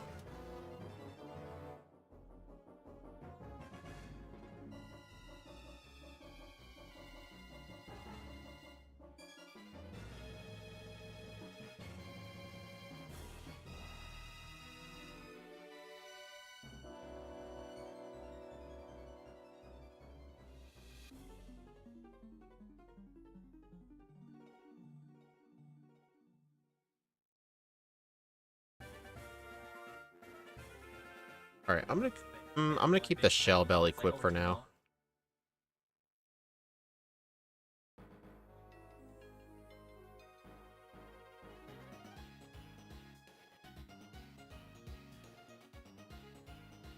Hey, on the bright side, I still have 0 resets. I don't really treat my Pokemon negatively based on blackouts. Because honestly, blackouts can sometimes be done on purpose to, like, keep the experience. That's why on my leaderboards, I don't really track blackouts. I just have blackouts on the overlay just as, like, just as a little convenient thing for all of you and for me. When I think, how many times did I black out? I can actually see the number. I do have to update it manually, though. The reset counter, not so much, because the button I use to reset the game also turns up that reset counter by 1, so it's automatic. But I can't really do an automatic blackout counter.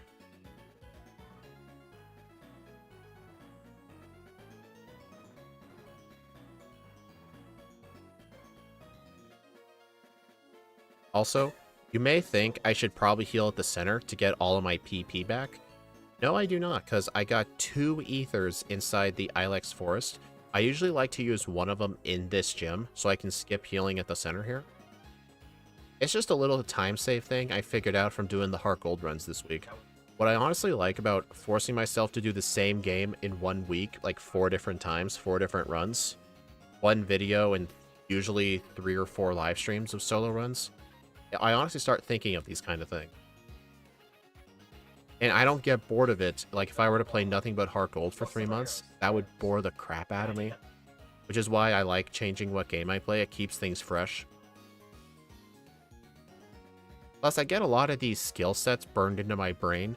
So, like, when I come back to Heartgold, like couple months or so, I'll remember most of this.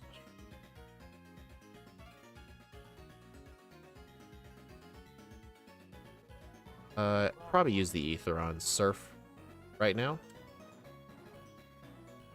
Oh yeah, and the Morty's Gengar has 63 speed. So it looks like we are not going to outspeed it, but that's fine. Substitute just completely destroys this team. And honestly, you may look at my real time and think we're not doing too good.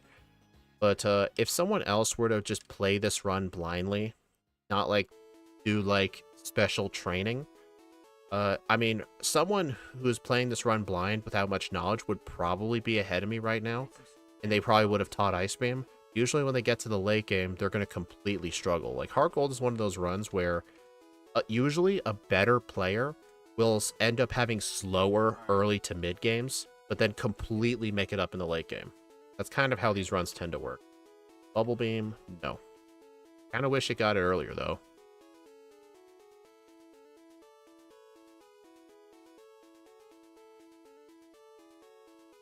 Dude, I hate how those things are living on red health.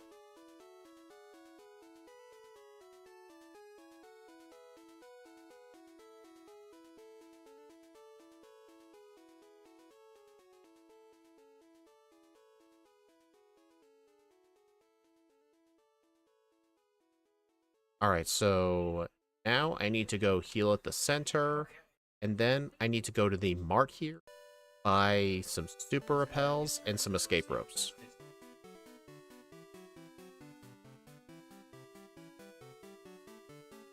First, the escape ropes. I think I only need like 7, I think. And 31. I can buy a few more escape ropes. 3 super potions.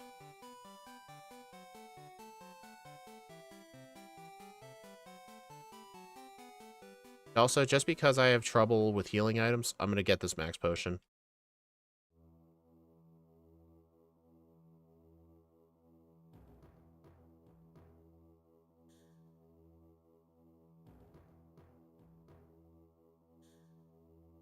And also, as I keep picking up some PP ups, the main move I'm going to use them on first is going to be Surf.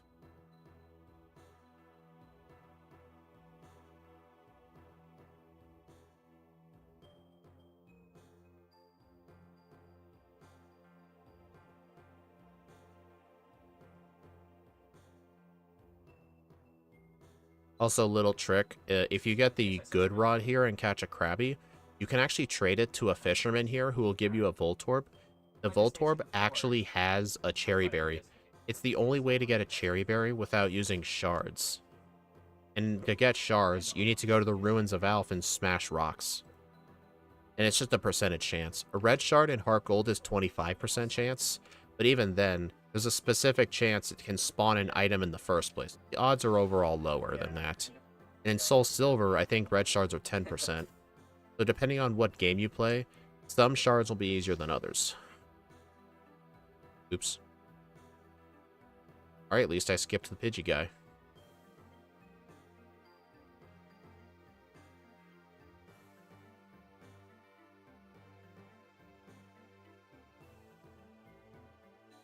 Oh boy, now it's at the point where it's going to start wanting to evolve.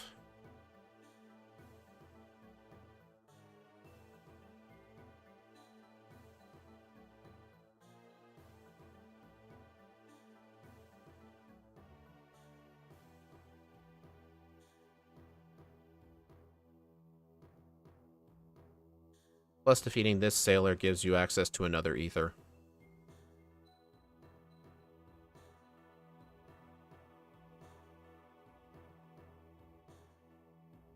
Also, I need to reorder my moves. I want Thunderbolt into slot 3. I like to have my mainly used move in slot 1 and my second used in slot 3, because in slot 3, I can actually just go down 1. Slot 3 is actually the bottom left move. If you imagine your moves in like a 2x2 grid, the bottom left one is your third slot. I like to put my third used move in slot 2 and my least used move in slot 4. Also, Chinchou would really love to do the training here. Since I'm going to need a lot of levels later, it actually kind of makes sense to clear out these water trainers.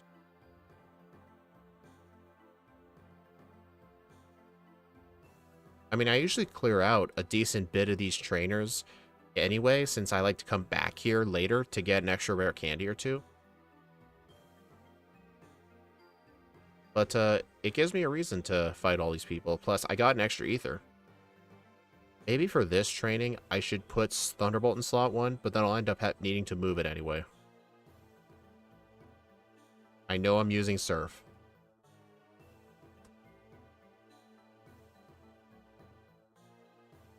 I'll probably hover my cursor over Thunderbolt. That way I can just spam click it.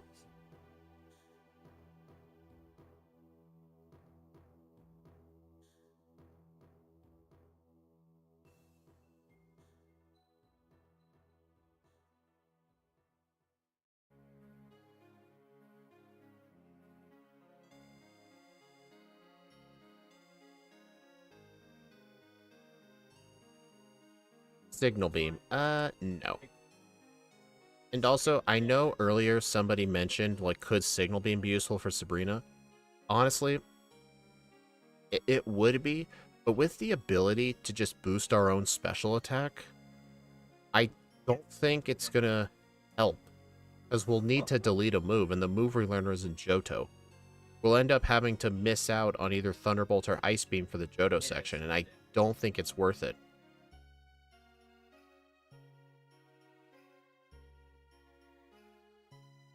Oh geez, I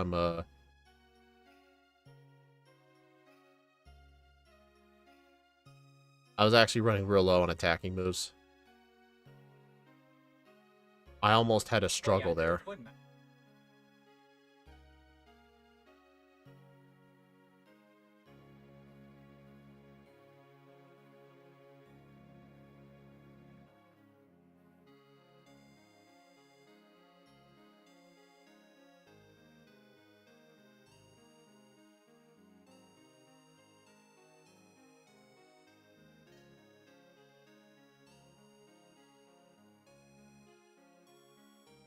Oh, I just realized, I forgot to get Charge Beam. Oh well, we don't need it for Chuck. But when I do get Fly, though, I will need to go back to Olivine and get it.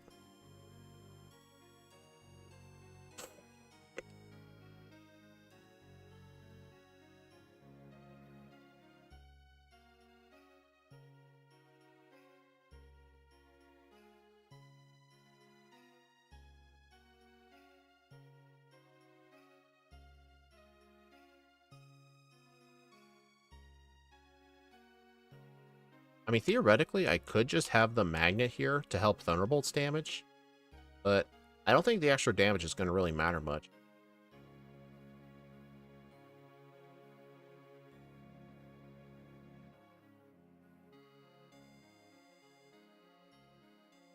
Uh-oh. Yep.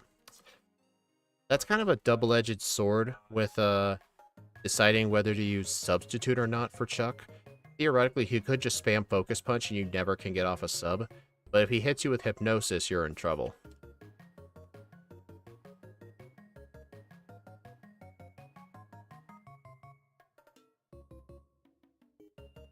Come on, dude.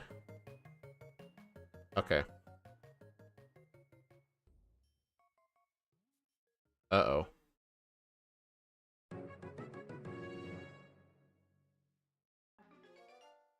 Oh, damn it. We were both paralyzed. He could not land Focus Punch because he got paralyzed, and then I got paralyzed. Come on, Chuck isn't supposed to get wins.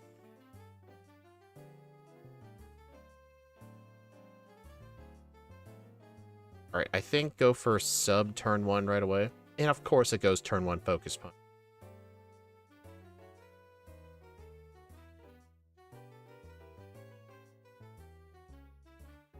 Okay. Dude, Chuck, even compared to Crystal, Chuck is still very annoying. He's either really good or really bad.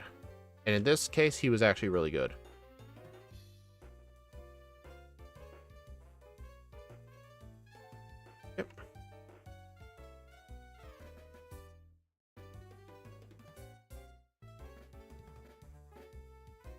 Alright, first things first, I need to go get the Violet City rare candy, the Violet City PP up, and the Ruins of Alph rare candy.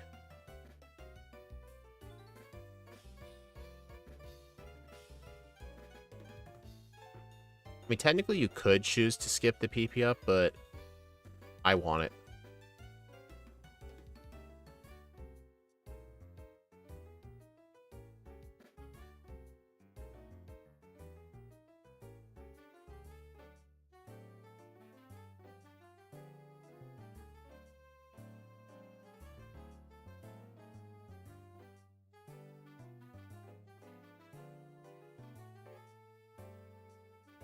Darn it.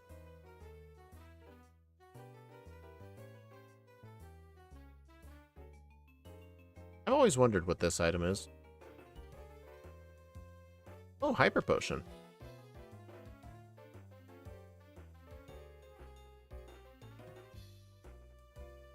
Alright, now I'm gonna go get the Goldenrod Nugget and Rare Candy. Technically, I could just do this later, but not a big deal to me.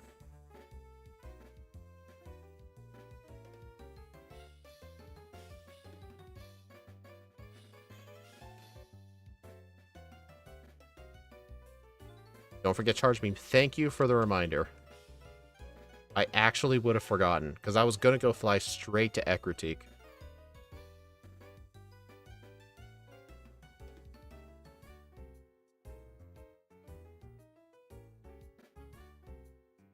Alright, this is going to go in the place of Confuse Ray.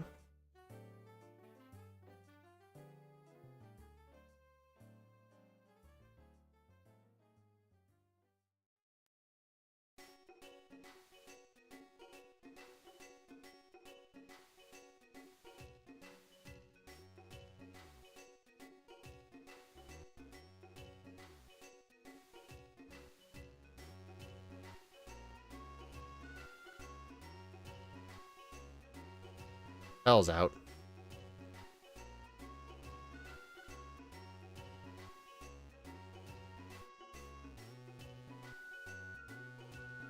Alright, honestly, now would probably be the best time to equip the wide lens.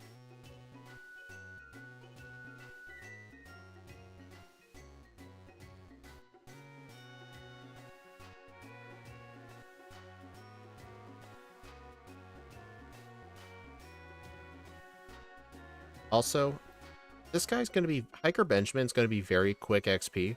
Plus, he gives 3 speed and 1 defense. And the 3 speed EVs is definitely really good. I mean, the more speed EVs I can get, potentially the lower level I'll need.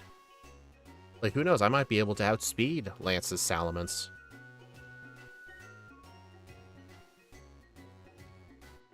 I like to just fight this guy. Unfortunately, Sandshrew and Sandslash don't give speed like I thought they did. They give defense, but the Zubat gives 1 speed.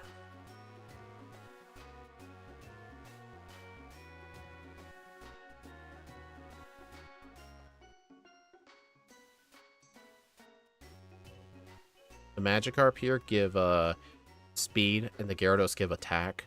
I just fight this guy for the XP. Okay, there.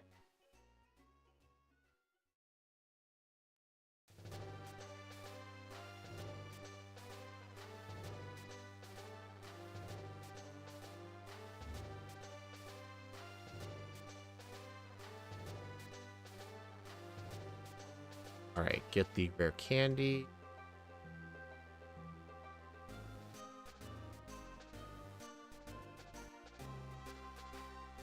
Choice specs.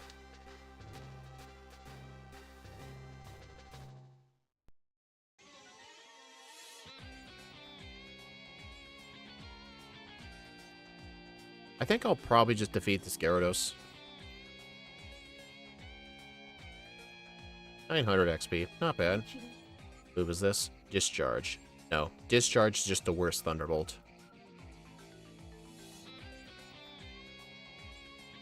Although I think Discharge hits everybody in double battles, which could help for some instances, but nah.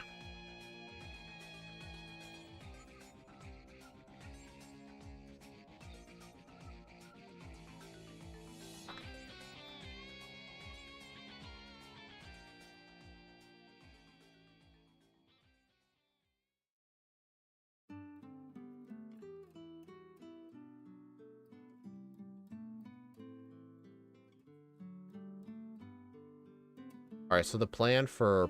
Honestly, this run is sort of identical to B-Barrel, but the difference is just lower stats and a slow growth rate. I think for price, the best strat is just charge beam the seal and sweep with Thunderbolt and Surf. And then for Jasmine, I will need to... I think Jasmine, I have to just go Choice Spec Surf. Also, there is no reason to fight this guy in the remix. You can just talk to the computer from its side to deactivate the switch. But I mean, at least he gives special attack.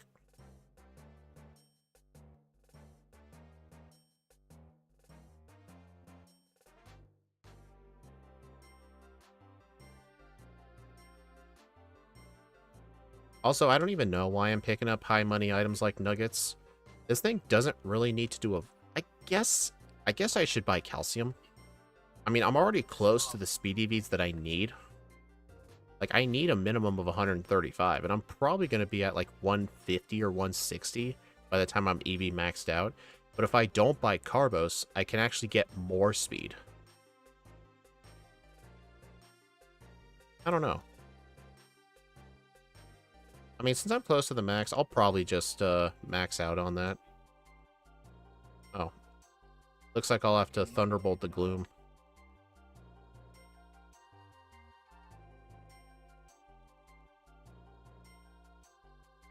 Wait, grass resists electric, right? Can't remember if it does or not.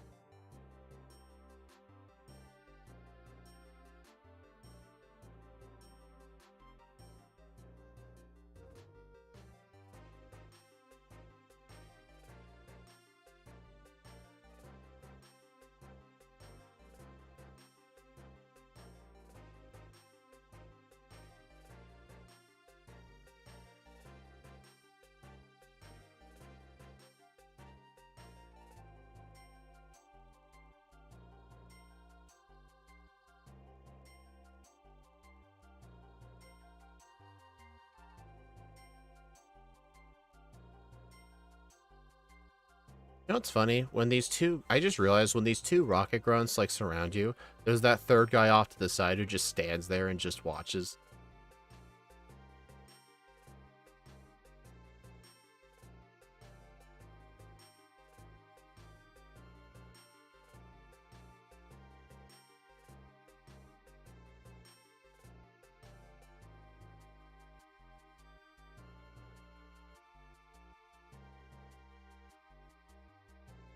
Uh-oh.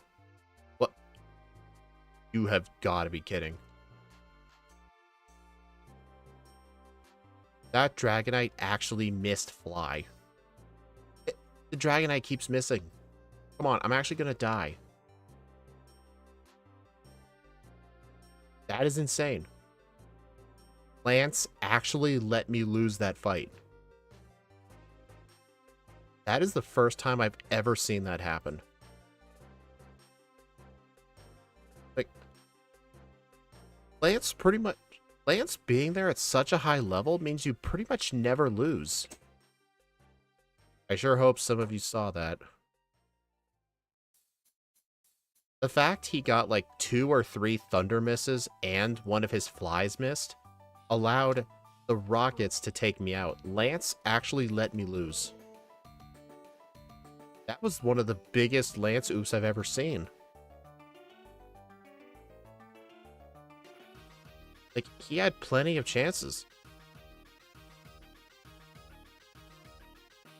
I cannot believe Lance actually did that. Like, there were 3 different moves that any of them could have hit that would have one-shot the Murkrow. And all of them missed. All of them.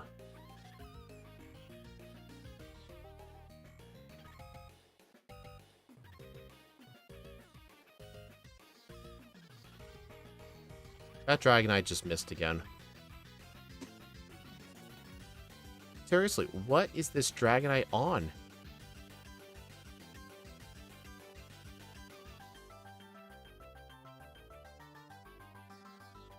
That was so dumb.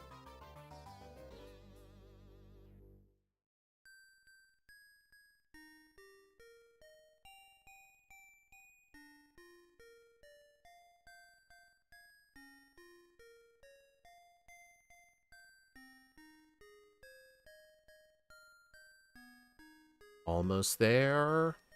136 speed EVs. We are now at the minimum number of speed EVs required to outspeed everything in the round 2 league except for the Salamence and Red's Pikachu. Technically the Crobat too. With the extra speed EVs, we might be able to outspeed even those.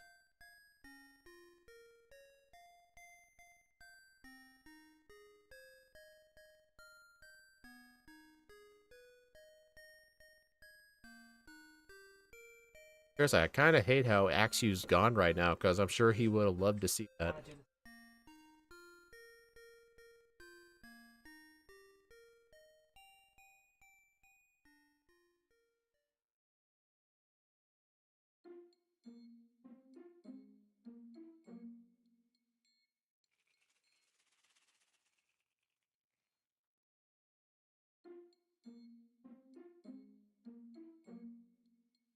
Darn it.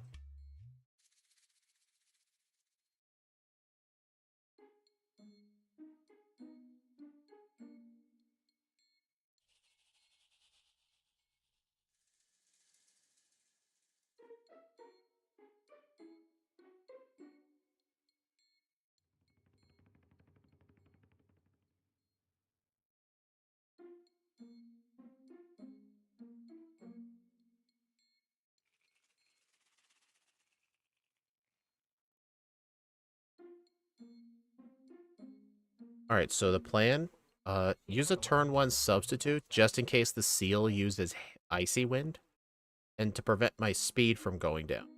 And I think just kill the seal with Charge Beam. The boost. Unfortunately, we do not get Simple, unlike B-Barrel. We may end up needing more special attack boost than B-Barrel did. Because for B-Barrel, +3 was basically +6 because of Simple. That Dragonite kind of sucked. That is the first... I'm serious, that's literally the first time I've ever seen Lance actually cause me to lose a fight there. Because Lance is over-leveled. It's practically impossible to lose that fight because how high-leveled that thing is. But it actually happened. He missed so many moves. This is a moment for all time. I don't even know if I can get that to happen again. Unless I were to, like, intentionally sand attack him. Like, I don't think that's going to happen again. That's how unlikely that was. Like, 3 Thunder misses and a Fly miss. Fly is 95% accurate in this game. So he got the Fly miss and 3 Thunder misses. And within all of those turns, that Murkrow killed everything I had. That was insane.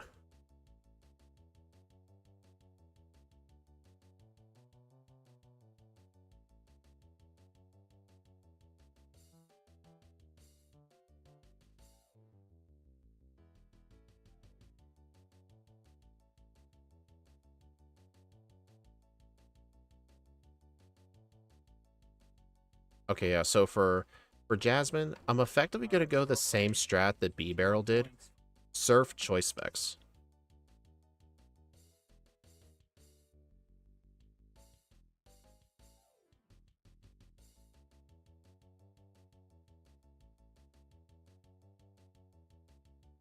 Also, I might do the Vitamin buy before I do the Rockets. Honestly, I don't really need to buy speed. I think just do it after. So that way I have room for more speed EVs.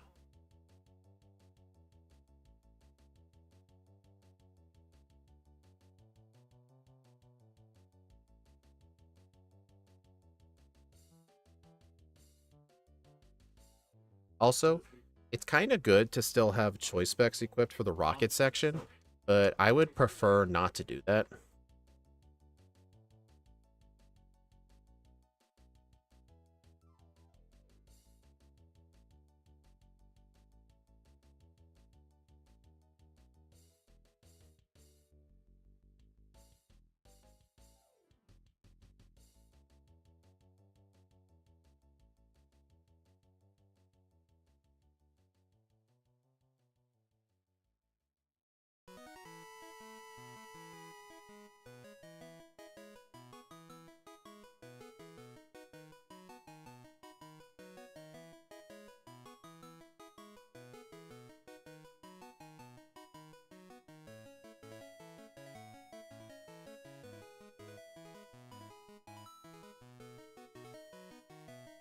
I do not want Aqua Ring.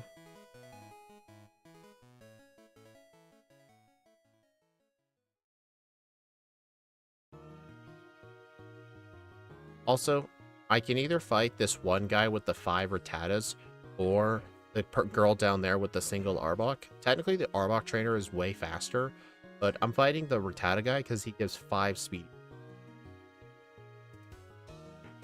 For runs where I need every speed I can get, I will absolutely fight him.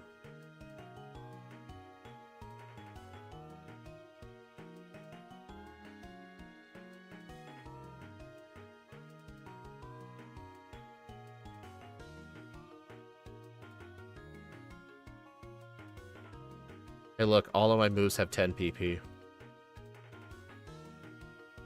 Alright, so for this guy, substitute and just spam Surf. Surf should one-shot everything but the Wheezing, I think. I'll use a Charge Beam, though. Probably two-shot it with Charge Beam. Hey, I got 2 boosts. I'm gonna use Thunderbolts, that way I can save some of the Surfs.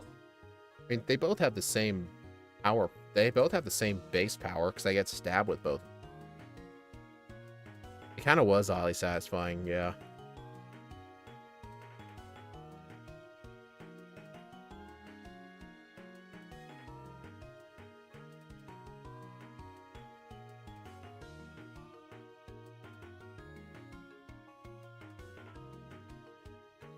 Also, I really like how easy it is to skip most of these rocket runs.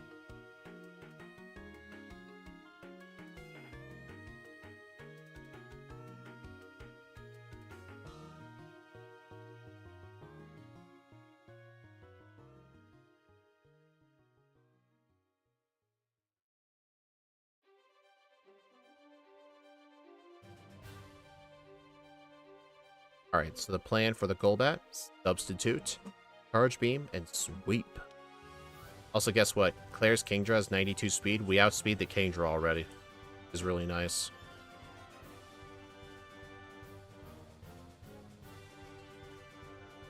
That is not Charge Beam.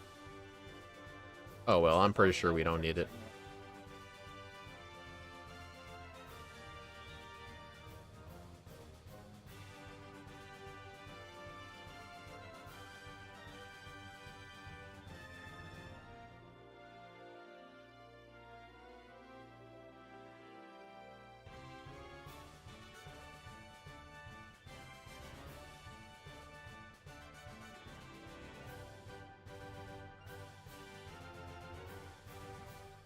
Alright, so I still have, I think, 3 Ethers left. I'll need to use 2 of them on Surf, 1 on Thunderbolt. I have 2 Ethers. Okay, use them both on Surf.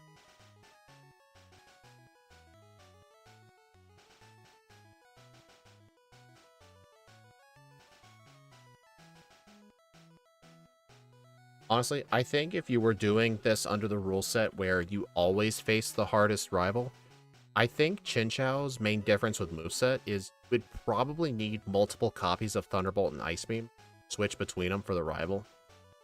Either that or just get enough Charge Beam boost to one-shot with Surf.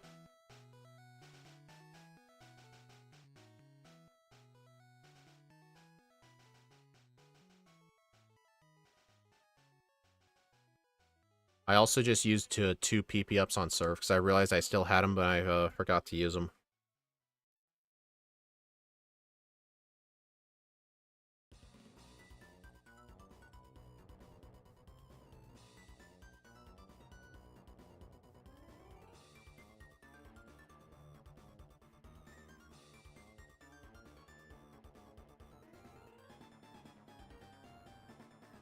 Alright, so since I chose to wait to do the vitamin buy until after, I was able to gain an additional like 15 or so speed EVs. Because if I had done the shopping before and maxed out my special attack, theoretically there would actually be less room for speed EVs.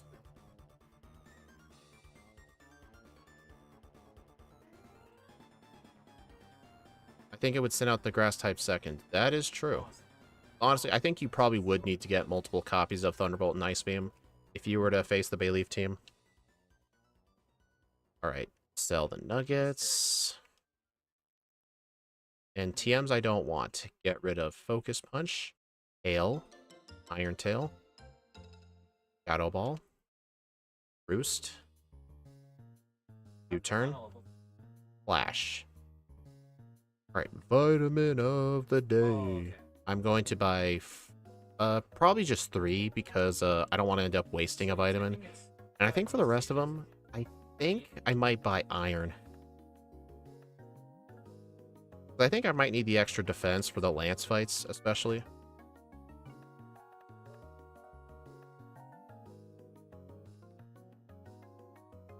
Yeah, the reason I didn't... Oh, wait. Oh, 88 special attack. Hold on a minute.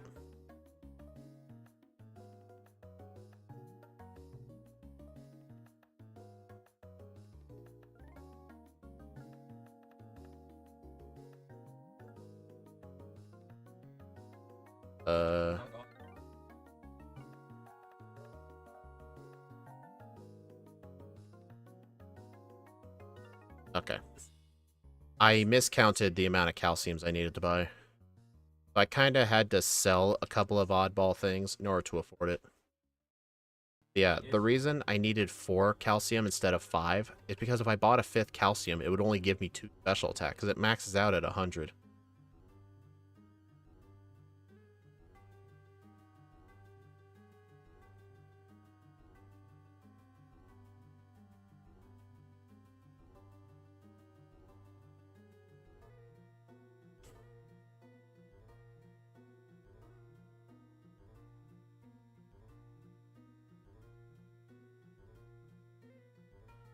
Alright, is this going to be enough serfs?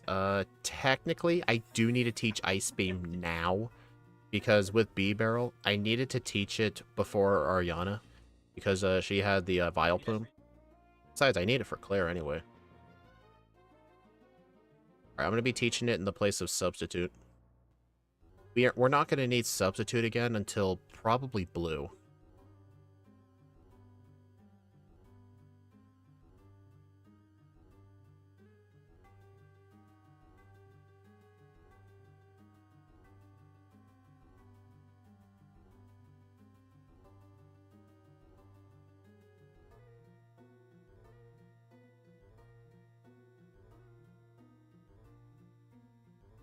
Although, once I am done with the rocket section here, I am going to need to buy some more potions. I'm down to 1 super potion now. Charge Beam. Oh, Glare still could have paralyzed me, so that was actually kind of lucky. I chose not to save.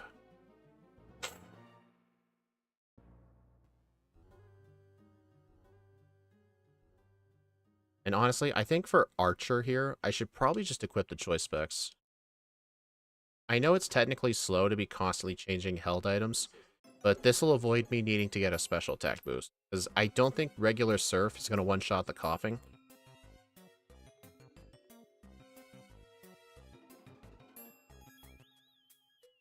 I mean, I guess it probably wouldn't have mattered.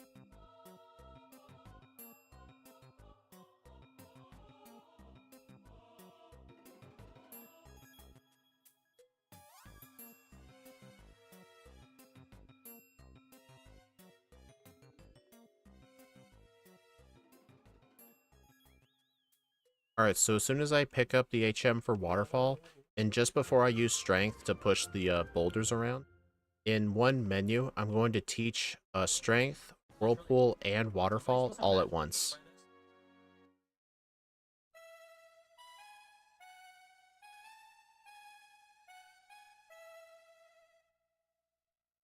Alright, teach strength to Chinchou.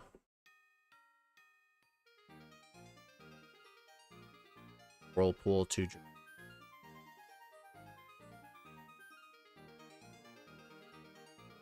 waterfall to Dratini. I should also teach Dratini Surf because later I do plan to delete Surf. So I should just teach it too.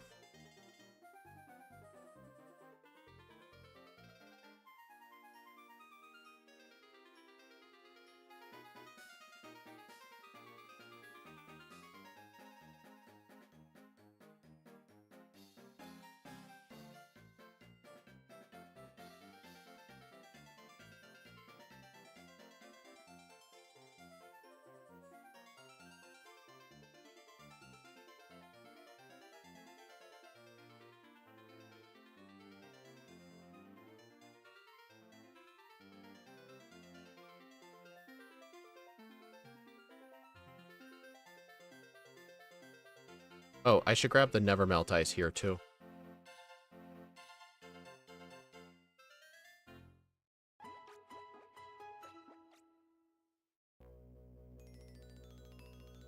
Also, the third PP up in here, I am going to get and use.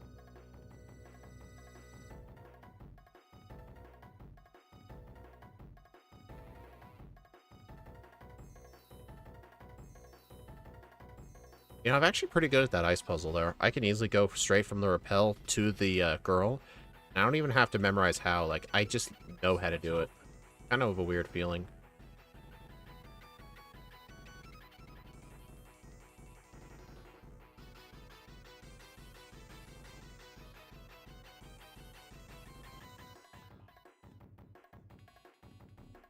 I'm also at a point where I try to skip some of these trainers if I can. Like, I'll do a pause buffer, but I'm not going to, like, go into the menu because the bag trick to skip spinners does not work in this game. It only works in Gen 3. I just pause buffer to try and, like, time when I pass them. It works or it doesn't. Nice. Interesting Pokemon. Yep. This thing is honestly running a very similar moveset to B-Barrel from yesterday. It's the exact same moveset. Honestly, kind of funny. However, though, this thing has worse special attack compared to B-Barrel, and it's in this thing is in the slow level up group, which actually is really bad. Oh my, that was my last super potion. Alright, so since I do outspeed everything here, I know B-Barrel needed 2 charge beam boosts, which was essentially +4, but on the Gyarados here, I'm just going to get as many charge beams as I can. I would prefer, like, +2. Thank you, I just had to ask nicely. Ice Beam.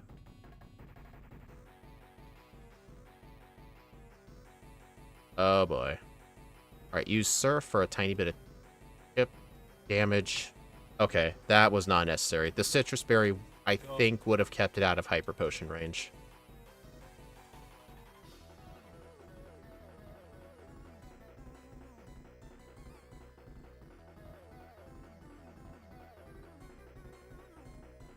Only 1 boost. We at Claire? Yep, we're at Claire. Although it is kind of difficult. Oh boy, yeah,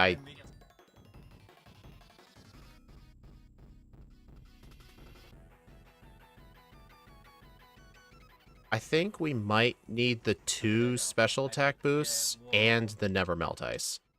I think if I combine the 2, I need to make sure I get the 2 special attack boosts after the Gyarados. I can survive 1 hit from the Kingdra.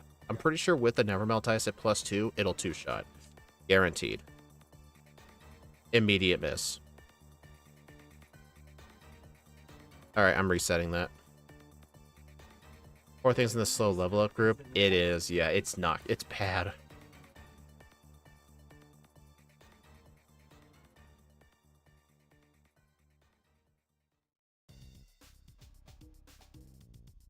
No boost. Reset.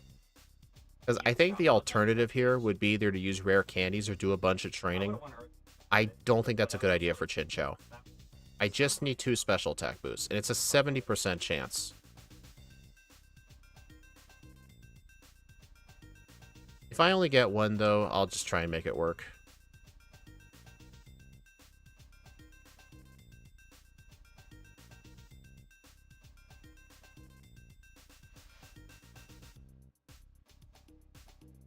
Oh, if that Ice Beam had missed. Okay. So honestly, I think +1 might be better because the Citrus Berry prevents her from healing. But I'm pretty sure if I had gotten the +2, I think it still might have been a range.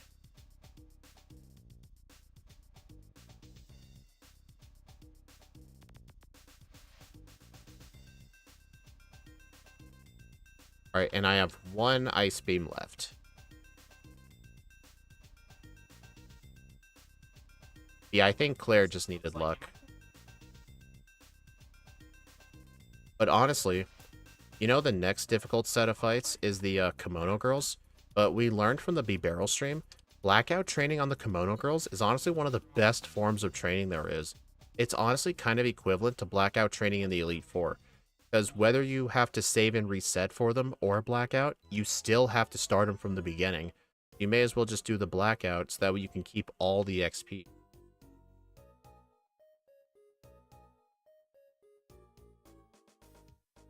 And I'm pretty sure this thing's going to need a high level to beat the Kimono Girls. So it's honestly better to just Blackout train on them. Well, I would have to be lucky to get past that, Espeon. Where's the nice escape ropes? Oh.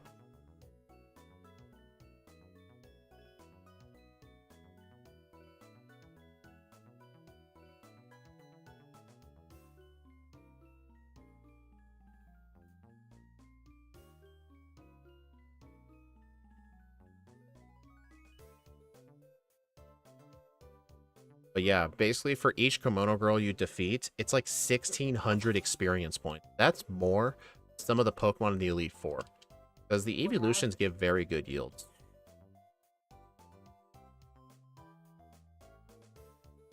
You gotta make sure you deposit, though.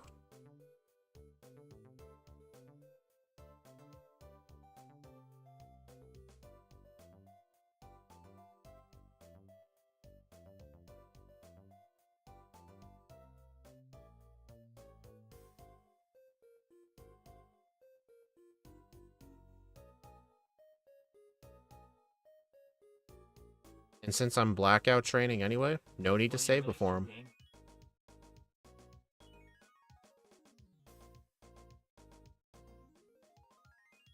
Oh, that is, Oh,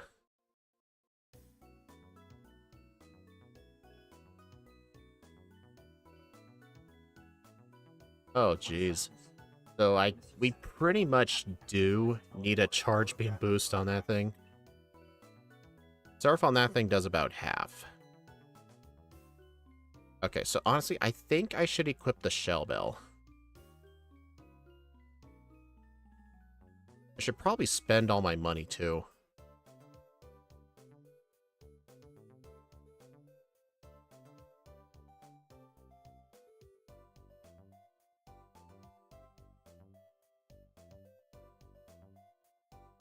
Alright, I can't afford full restores right now. So I just went ahead and bought a ton of hyper potions. I can just buy full restores in the league.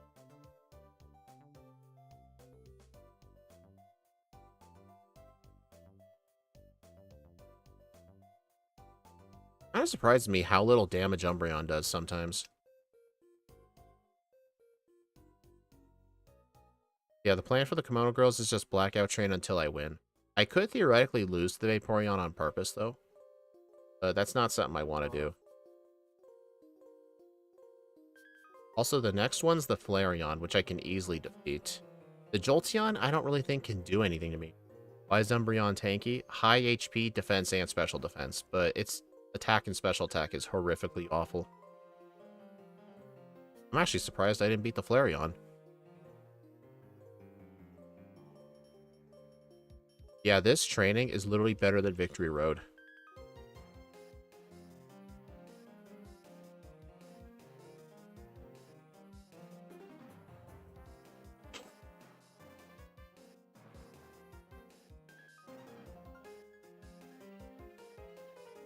But still, the slow level up group just painful to play with.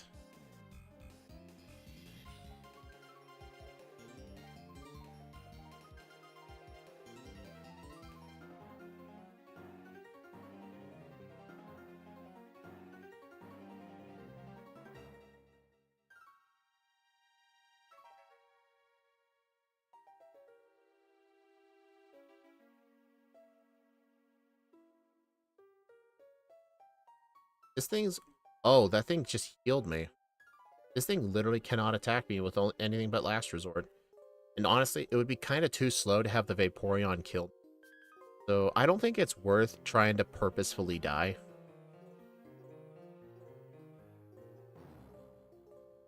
Yeah, it's just... I think just the strat of Blackout until you win is definitely the way to go. Hey, I got 2 levels out of it.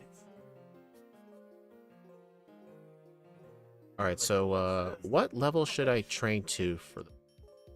I mean, don't get me wrong, I'm still most likely going to have to Blackout train on the League, too.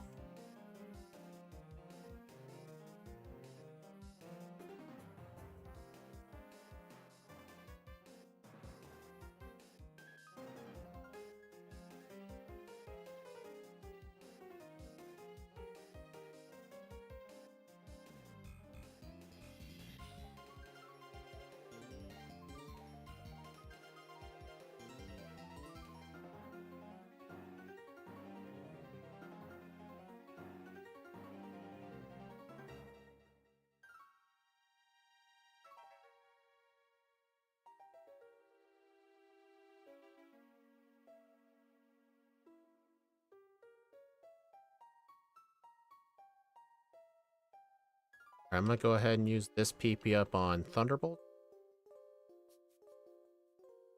Heartgold's faster because you don't have to do Whirl Islands. Technically, Soul Silver is faster. Getting to Lugia is a lot quicker than getting to Ho-Oh. Because the trick is, you only have to go in the top right island, and then you go down the topmost ladder, and just go straight down, and you'll end up in the Lugia chamber. I just do Heartgold just because it's the version I played when I was a kid. But technically, if you want the faster version, you technically should do Soul Silver. But then again, if you're trying to get every rare candy... If you're trying to get every rare candy, though, like if you're playing Soul Silver, you'll have to go to the Bell Tower after Kanto to get the 1 rare candy that's here. And the Whirl Islands have 2 candies. So even if you play Soul Silver, you'll still have to backtrack for a rare candy, unless you... Yeah, you would... Actually, no, you wouldn't, really. Honestly, I would say, assuming you get the rare candies, I think it's like the same amount of time. But if you skip the rare candies, then probably Soul Silver is faster.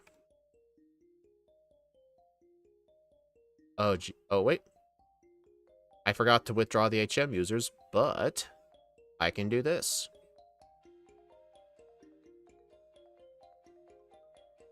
I should have withdrew them after I was done with that Blackout training.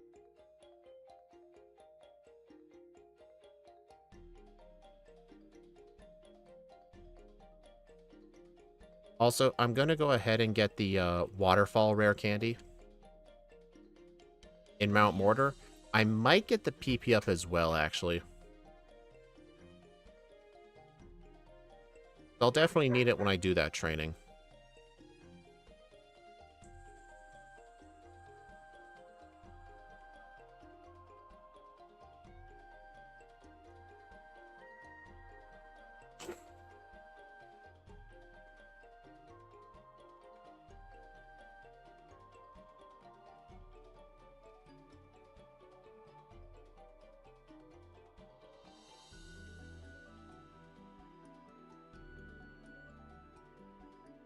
I mean, I probably could have used it on Ice Beam, but Ice Beam isn't going to be used as much as Thunderbolt.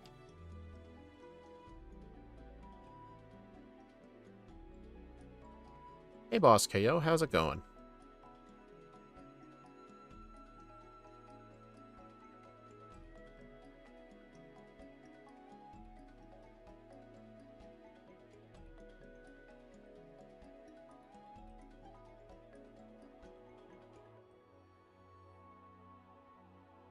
Alright, I'm gonna go get the first Whirl Island candy. I like to get all the rare candies in Johto that is possible first, because the ones that I have to backtrack for in the post-game, like the ones that require Rock Climb, or in Heartgold, the one that requires the Silver Wing because it's near Lugia, those are the longest rare candies to get. So if you're going to end up skipping any rare candies, it's usually those ones.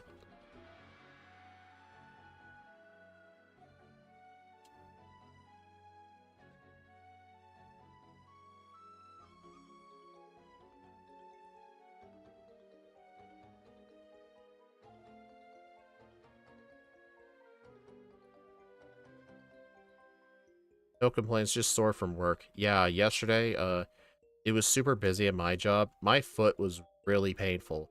It's like that feeling when you've been standing on your feet all day, and even if you take all the pressure off of your foot, it still feels like you're standing on your feet. That's kind of like what my foot was feeling. I had to take some ibuprofen to get rid of the pain.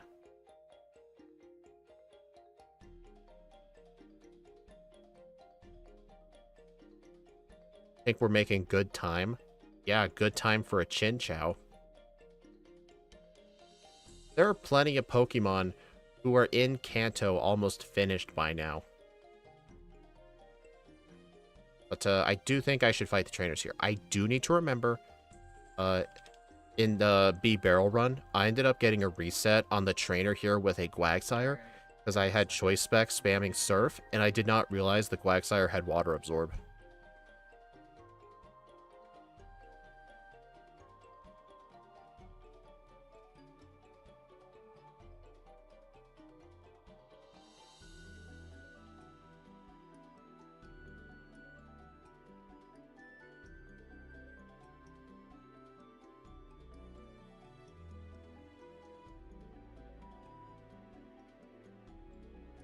I did mean for a Chinchou. Yeah, I knew what you meant. I was just being a smartass. Also, check this person out. Hold on. This person right here. Look, this is a Ace Trainer Arena. You know which? Look at what her team is. She has a Growlithe, a Nidorina, and a Staryu. Axew told me this recently, but in Crystal, she has Nidoqueen and 2 Starmies. But in Heart Gold, they completely nerfed her whole team. Nice yawn there, dead sire. Yep. That's not Thunderbolt.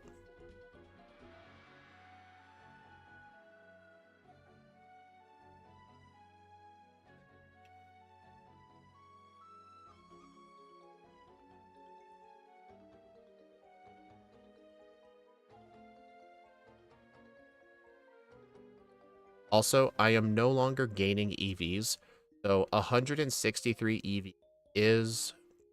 That's my final count for speed EVs, but I literally have like 30 more speed EVs than I originally planned for.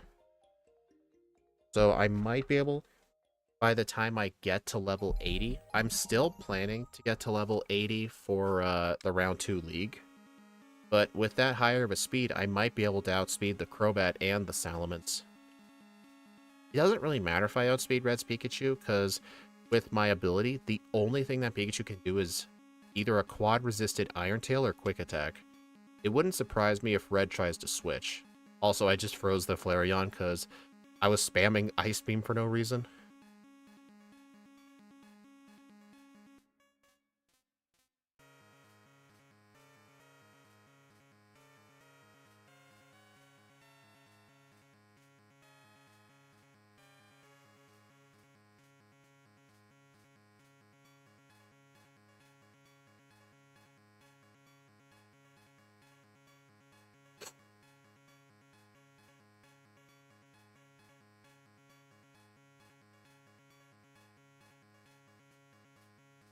Got a style on the fire types now and then.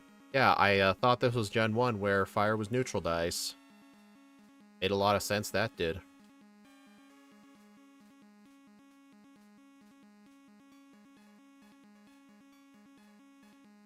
Where's the fun in that?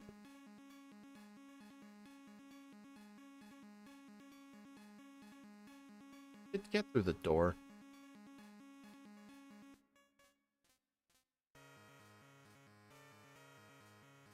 Alright, so in here, I'm just going to get the rare candy. And the PP up, I'm also going to use on Thunderbolt.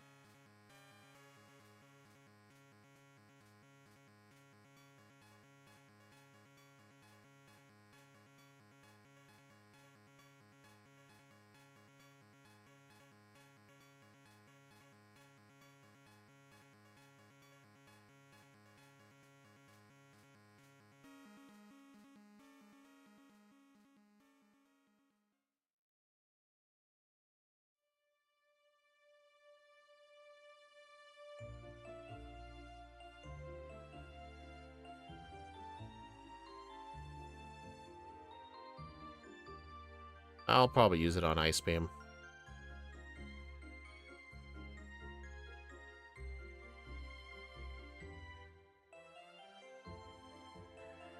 You know a neat little trick with a funny little thing you can do with ice moves in Gen 5? It's not like ice moves in general, per se, but in Black and White 1, Iris gives you a Yachi Berry, which reduces super effective damage from ice moves. And on the Ice-type gym leader, Bryson, all of his Pokemon have only one ice move, Frost Breath, because that's the TM he gives. It's a 40 power ice move, and it always crits. However, though, the enemy AI kinda cheats, and it's to the player's benefit. Bryson actually knows you're holding the Yachi Berry, and it actually takes that damage reduction into account. And since the AI does not know that Frost Breath is a guaranteed crit move, if you're holding the Yachi Berry on something that's weak to ice, like a grass type, his Pokemon will never, ever, ever use an ice move. I found that out from Shadow Stitch. It's very freaking hilarious. Like, he'll see the berry and actively avoid using ice moves. Very funny. Also, I better deposit here. I think I may have to blackout train. It's an AI quirk, yep.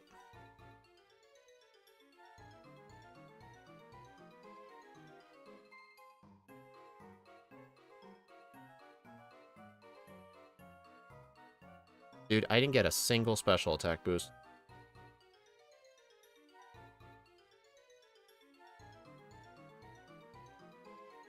Speed should I be go?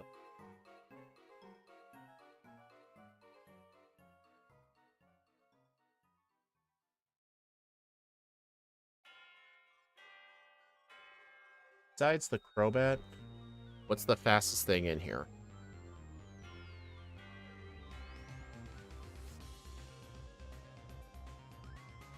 Oh my god, I frickin' hate this guy. Psychic and Confuse Ray is so god dang annoying.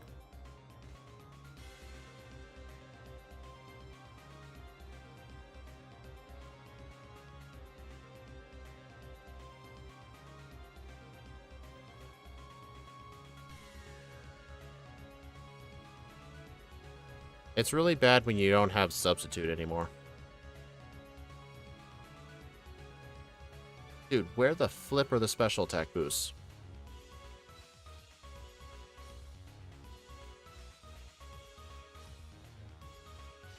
I hate this guy.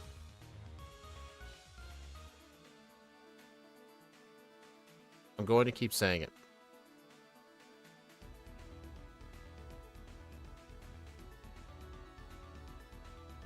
Yeah, technically right now, I actually speed tie Karen's Gengar. I mean, I don't need to outspeed Crobat or Aerodactyl, but I'm just gonna blackout train until I beat Will, just so I can keep the XP.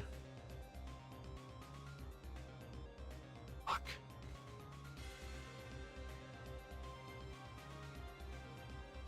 But then once I beat Will, I'll save before Koga.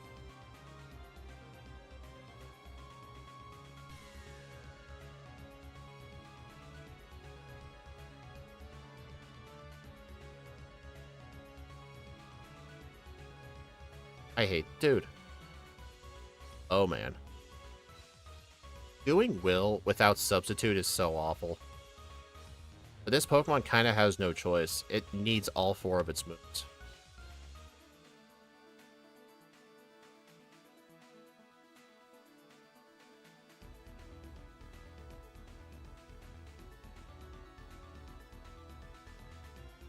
But yeah, Karen's Gengar is the third fastest thing in the league.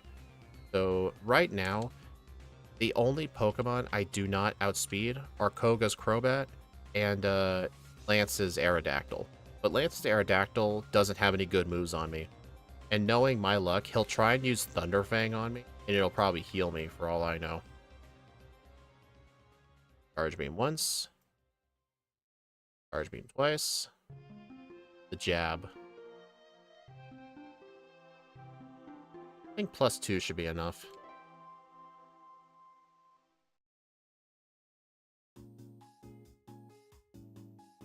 Although, the Crobat can still be a troll and use Confuse. I'm not taking that I'm not taking that blackout. I'm resetting. The Crobat can technically use Confuse Ray on me, but it usually likes to double team. Okay, I'm resetting that. Yeah, Lovely Kiss is really awful. I try to keep Substitute through the league with most Pokemon, but this Pokemon literally cannot. Otherwise, its moveset would be too dang restrictive. Because I need Thunderbolt for damage, Ice Beam is for Lance, Charge Beam is my only stat boosting move, and I can't delete Surf. Honestly, I think it'd be better to just set up on this thing.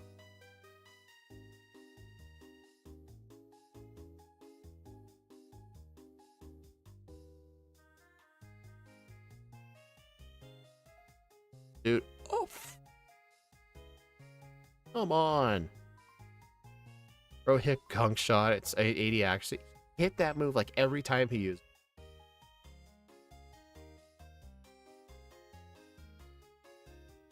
Yeah, I think it's a better idea to set up Charge Beams on the Fortress. I missed. Protect. I missed again. And it got a crit, but no boost. Toxic. You know what? Better than damage. I'll take it. That is not Thunderbolt.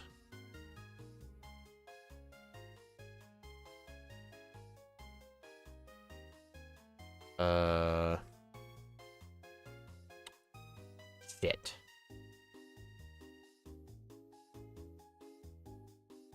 Yeah, it was sort of my fault on the Crobat.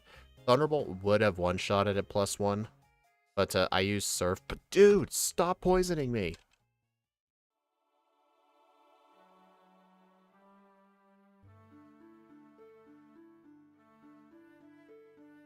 Honestly, I could probably equip a Magnet or something, but I honestly, because of how low my health has been through this fight, I think the Shell Bell is actually needed for this fight.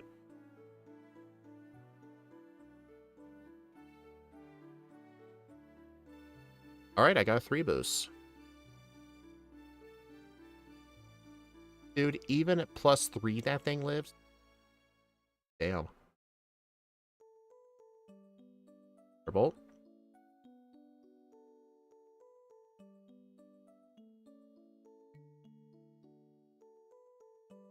Alright, I am hoping that Bruno will be the hiker today.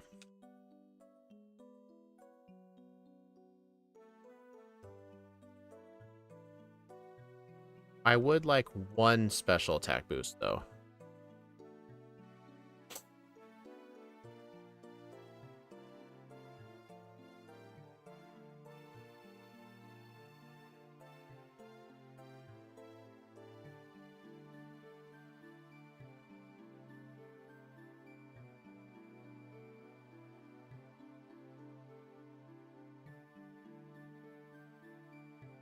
Fuck me, dude.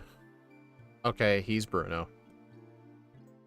I mean, I would prefer it if I could have gotten 2 Charge Beams, but then again, that's not really going to happen. Counter. You know what? I'll take it. Dude. At least the Shell Bell will give me more health back.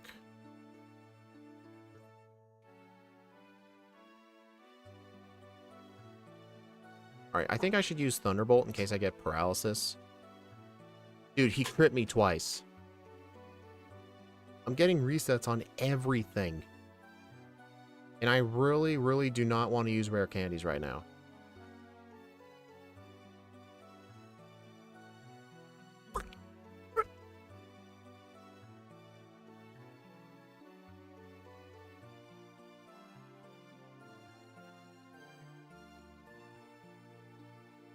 Let me try some.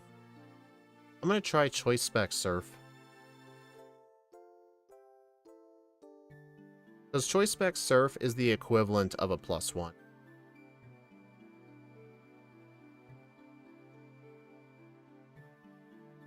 Oh, thank you for using counter. I appreciate it.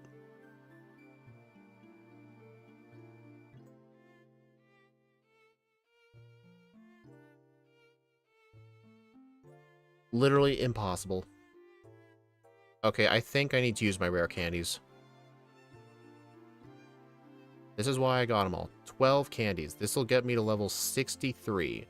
And then there's an additional 9 rare candies I can get. Since I have plenty of speed EVs, I'm not going to need the full level 80. But I want to try and not use all of them, though. So I think I'm just going to go to 58.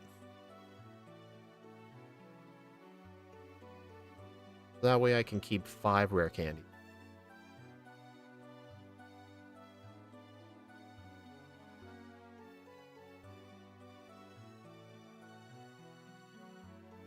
Alright, so now over several damage rounding thresholds.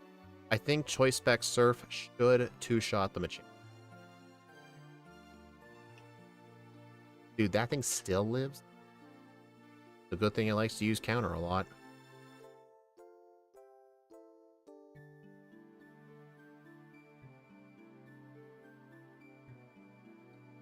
And also, that Machamp has a... Dude, why does everything keep living?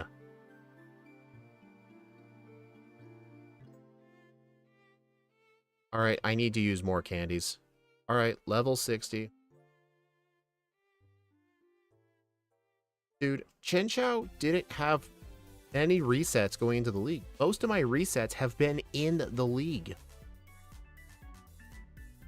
Will gave me resets. Koga gave me resets.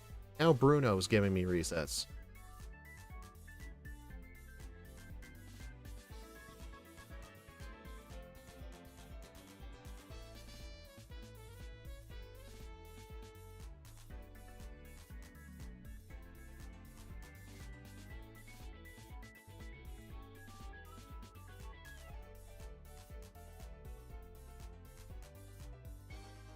Thank you for the Thunder Punch. I appreciate it. I mean, it's been about 11 resets, but that's still most. Honestly, looking back on this, I'll need to figure out what my opinion is of this later in the run. But I'm sort of thinking that maybe Axie was sort of right. Maybe the better strat is use a modest nature and just max out my speed EVs before Bugsy. Like, not before Bugsy, but like, just get the Macho Brace. Because that way I have the much higher special attack, and I don't have to worry about the speed. Okay, I need to unequip those specs. Okay, that reset doesn't count.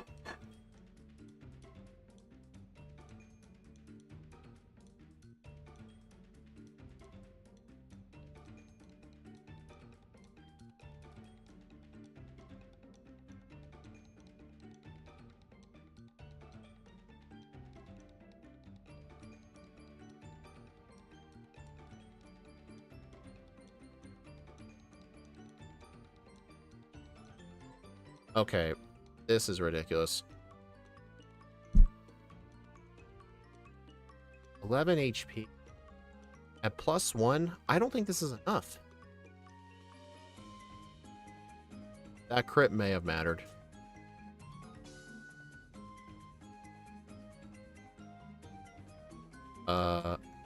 Okay, thank God that Murkrow did not use Sucker Punch.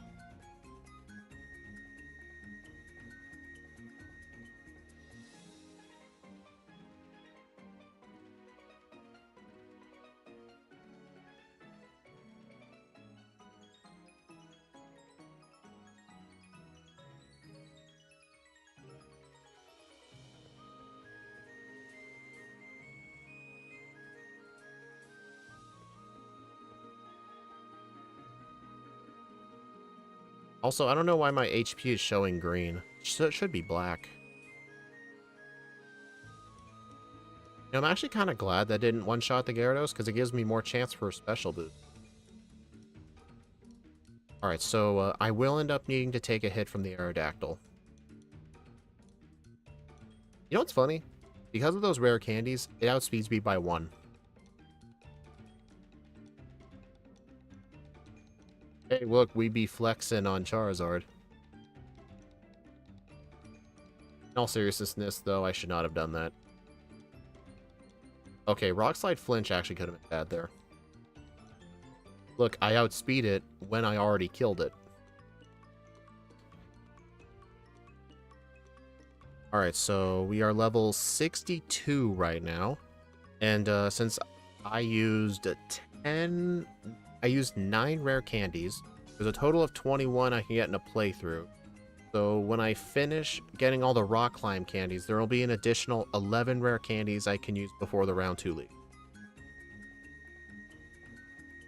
And I only need to be level 80 at 135 speed EVs, but since I have 163, I can probably get away at being level 76, I think.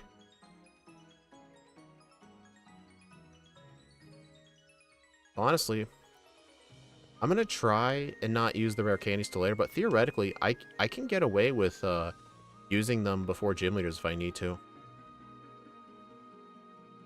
But in terms of the gym leaders I should fight, I should probably do the same gym leaders that B-Barrel did. Same order. Like, I think I should do Misty, then Brock, then Blaine, then Janine, then Surge, then Erica, then Sabrina.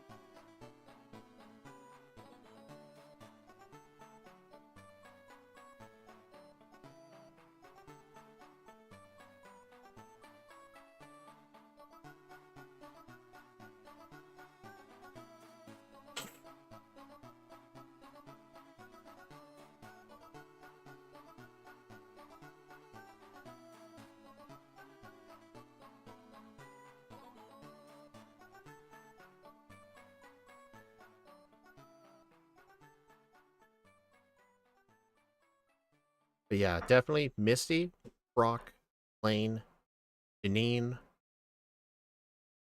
Surge, Erica, Sabrina. Honestly, I should probably fight Surge first. Surge is honestly kind of free with Volt Absorb. Like, I need to look at Surge's moveset on my spreadsheet that I have in another tab.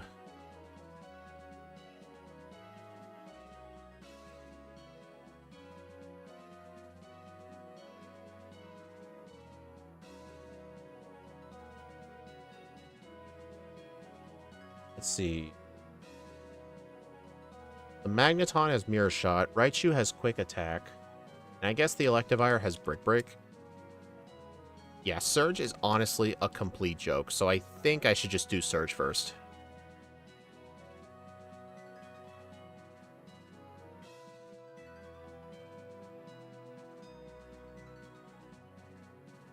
Honestly, I should probably Choice Spec Surge.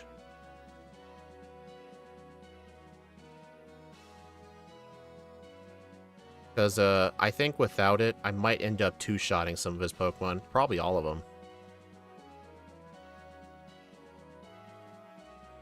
Alright, so the trash can puzzle here is another spot in Heartgold where I do allow the use of save states, because I still have not found a way to be able to skip this. Ah, great, it's in the middle.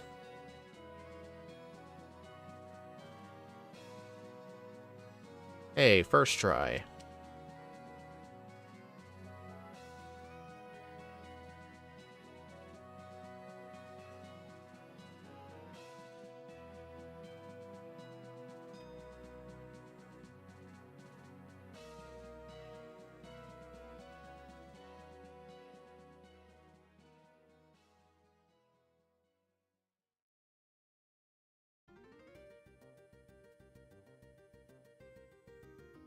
Okay, them using double team's annoying, but that's why I have PP ups on Surf.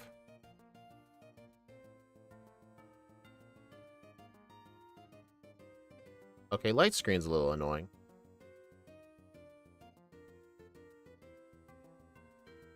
Yeah, Surge, just a complete joke. Alright, so yeah, my next gym leader will be Misty.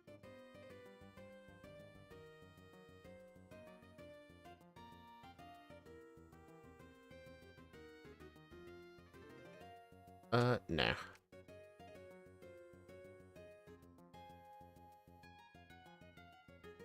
I was debating whether to equip Wide Lens or Shell Bell, but honestly, I think the Wide Lens is just better.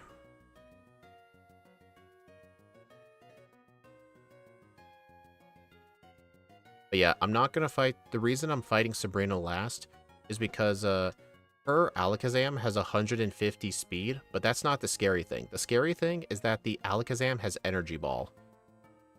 So I think my plan for what to do with Sabrina is I might use my rare candies for Sabrina. If I make her the 7th Kanto leader, it's only like one less trainer compared to using them in front of Blue.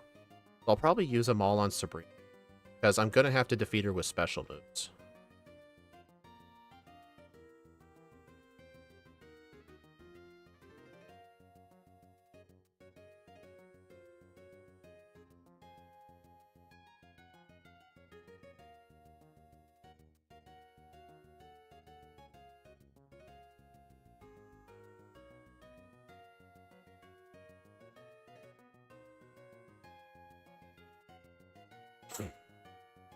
Alright, I gotta remember to deposit HM users.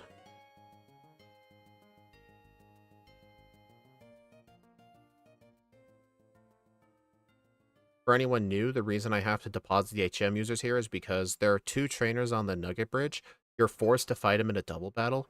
It's similar to the Clefable Wigglytuff trainers from Johto, but if I end up doing them both in the form of a double battle, those 2 trainers on Nugget Bridge have Parasect and Blossom, and I do not want to fight those in a double battle setting. It would be kind of bad. I mean, if I was a good Pokemon, like Blastoise, I mean, I think Blastoise I probably would, but like if I was doing like Rapidash would not need to bother doing that. But it would be a safety thing, though.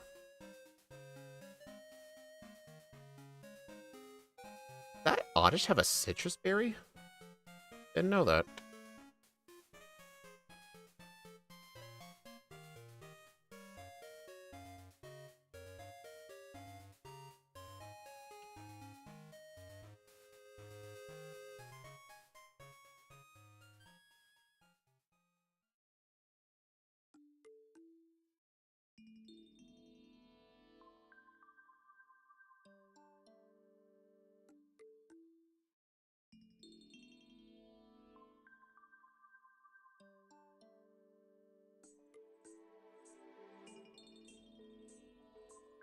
I mean, I do sort of wish that there was a move relearner in Kanto, because I actually would get the heart scale and choose to relearn Signal Beam, but the problem is, well, actually, I think I should.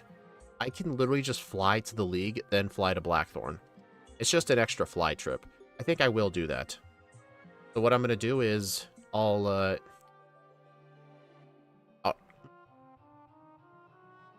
I'm not going to use my candies for Sabrina, but what I'll do instead is, when I've beaten every gym leader but Sabrina, I am going to go to Vermilion City. I'm going to get the heart scale that's there, and then I'll fly straight to Blackthorn and relearn Signal Beam in the place of Ice Beam. And then, after that, I can delete Ice Beam for Substitute, because I'll need Substitute and Rest to deal with Blue. He tried to use Charge Beam on me. Classic.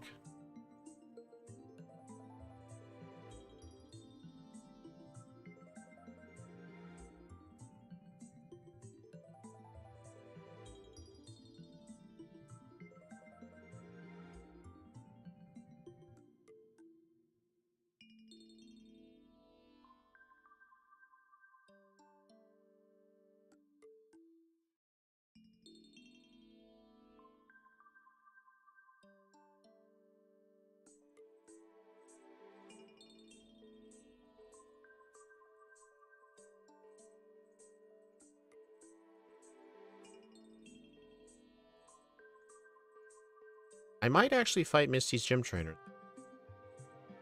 Not something I ever do.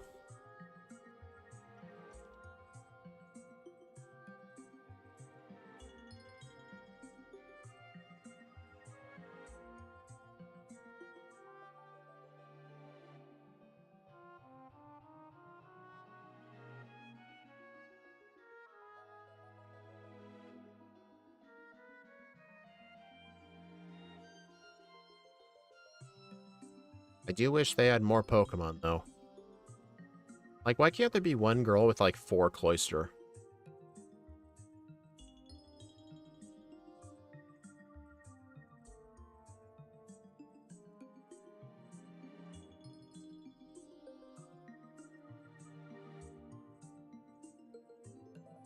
Alright, so the plan here is to get off a couple of Charge Beams on the Golduck.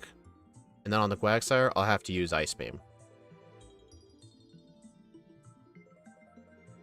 That's also pretty much one of the #1 reasons I need Ice Beam. It's my only way to deal with Quagsire.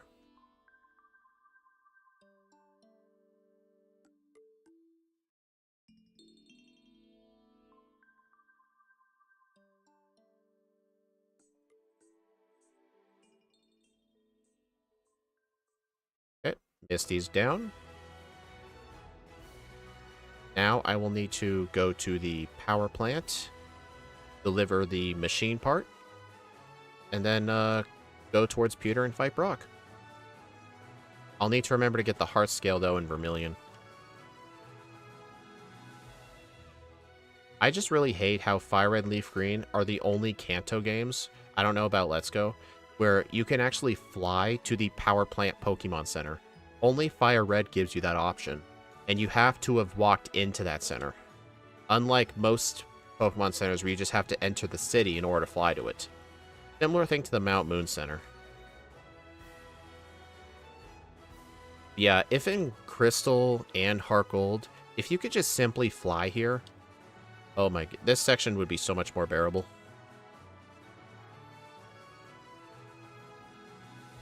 So now I will need to go get the radio card.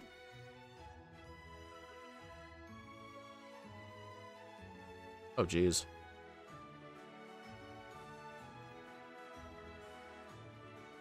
Darn it, I could have... I must not have pressed... I might have been turboing the B button instead of the A button when using that repel. Oops.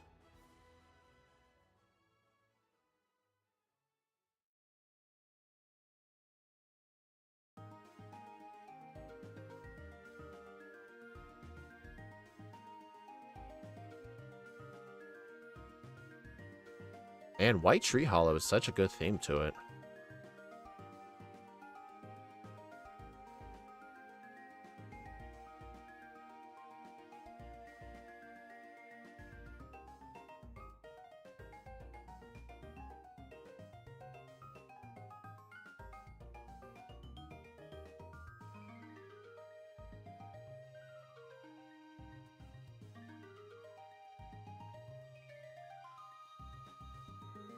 Alright, gotta get this for the leftovers.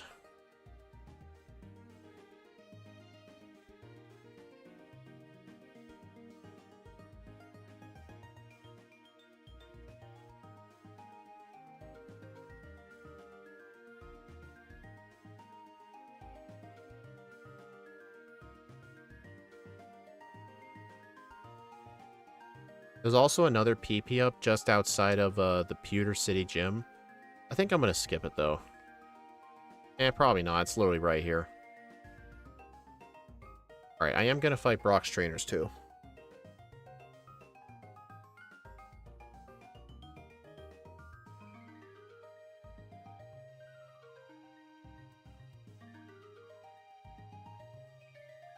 You know what's funny? Brock, this guy has a golem, but Brock doesn't. Kind of sad.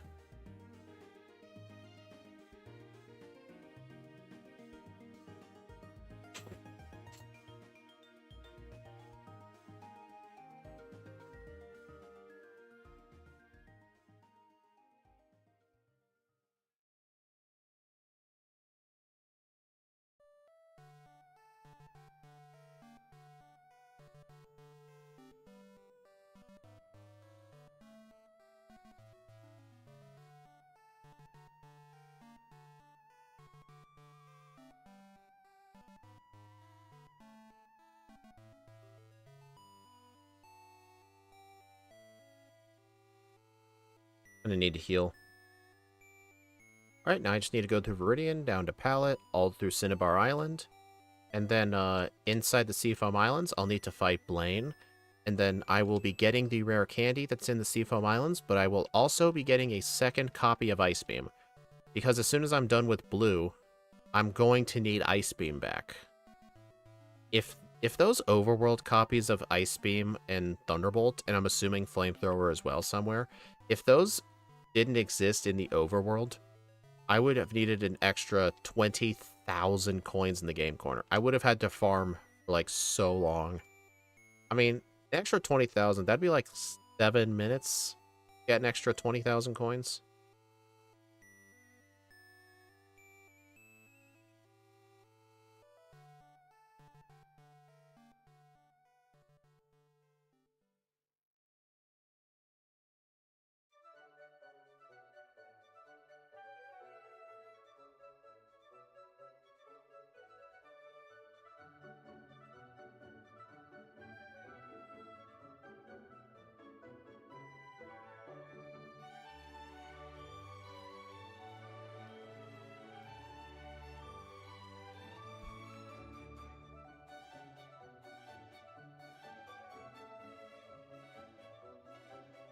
Say hi to the mandatory Bidoof.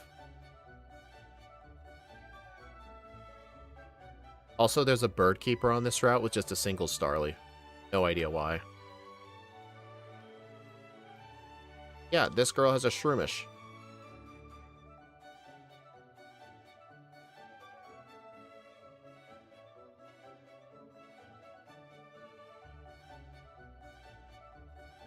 Also, in my B-Barrel run, I never fought the scientist on the left side of this gym. I may as well. I don't know what team he has. Okay, Ninetales. Really good.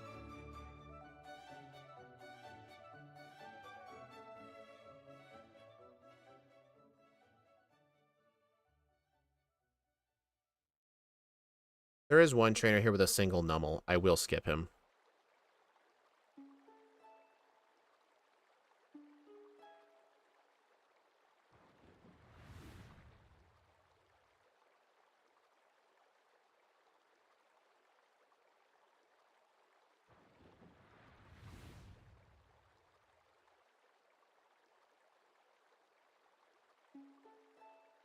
Honestly, I probably didn't need to save here. Wait, do I outspeed the Ninetales? 143. Okay, I do. If I didn't, I would actually have... Oh, I didn't have it, but if I didn't outspeed it, I would have actually set up Substitute to block Bounce. Because it could paralyze.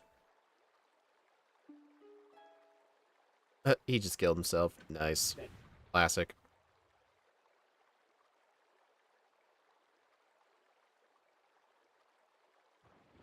Alright, Janine's next. And I've learned this from the B-Barrel run.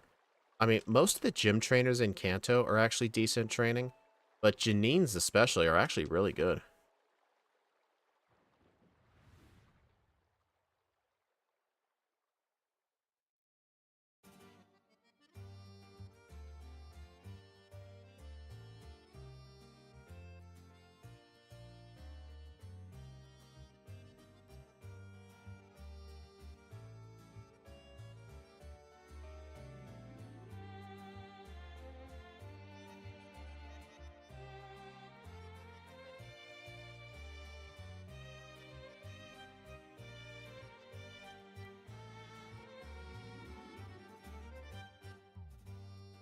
It's also really interesting how these border trainers down here, their levels are super, super high for some reason. Really good training, though. I won't complain.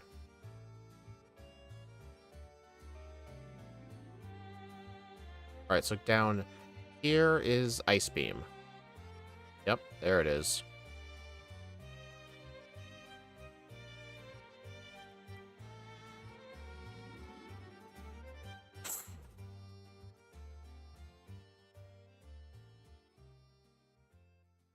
Yeah, honestly, if there's ever a run where you need Ice Beam, but only for, like, round 2 Lance, We could just get it from Seafoam Islands. Don't even get it from the game.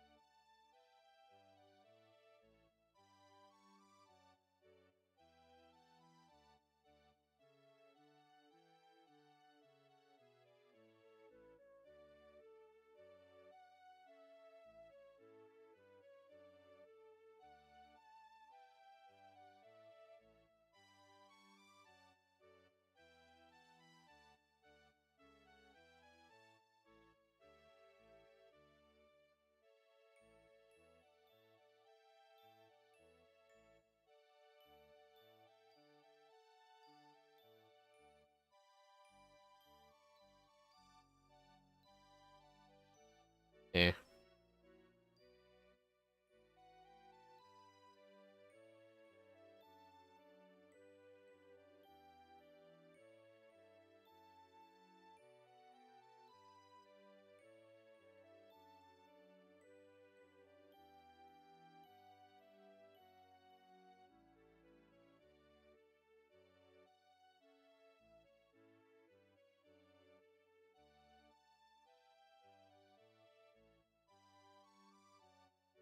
Darn it.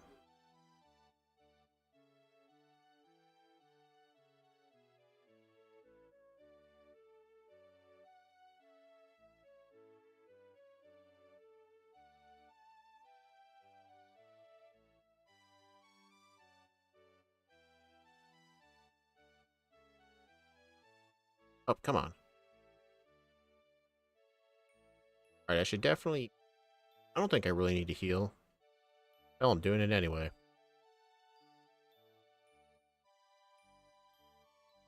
But I am going to fight Janine's trainers, too.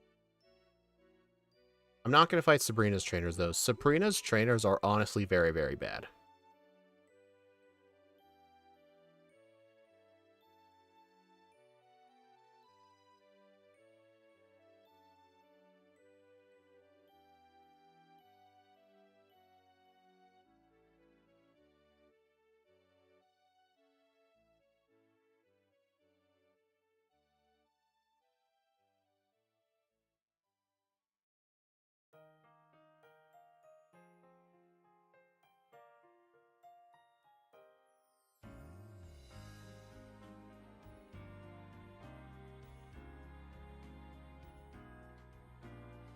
You know what's really interesting? The fact that in the original Gold, Silver, and Crystal, Janine was at the bottom left, but then they moved her to the center. So, like, if you played this originals before, you went straight to her. Like, how? No, Janine's right here. And then it's like, nope, it's Venusaur Girl. I am going to save, though, just because some of her Pokemon may outspeed and hit me with Toxic. Oh, no, I outspeed it. Interesting, though. The Crobat is the 1 speed higher than Alakazam.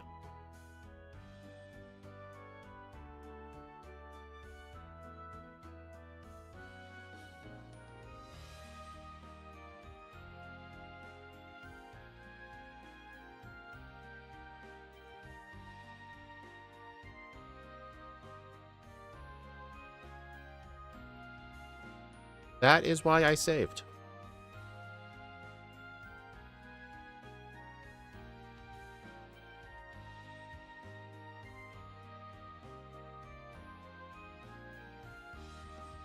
I'm gonna get off 1 Charge Beam boost.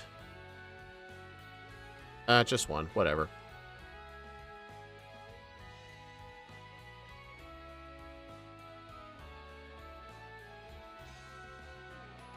Yeah, the fact that this Ariados has Swagger is really annoying. Yeah, with the special attack boost, Janine's an absolute joke.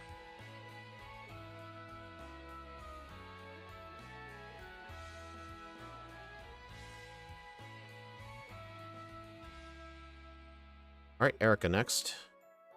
And I'll be needing the specs for it.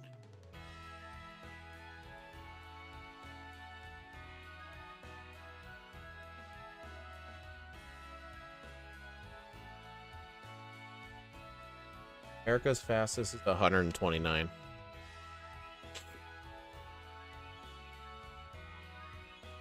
There's also technically another PP up here, but I'm gonna skip it. I don't think I need it.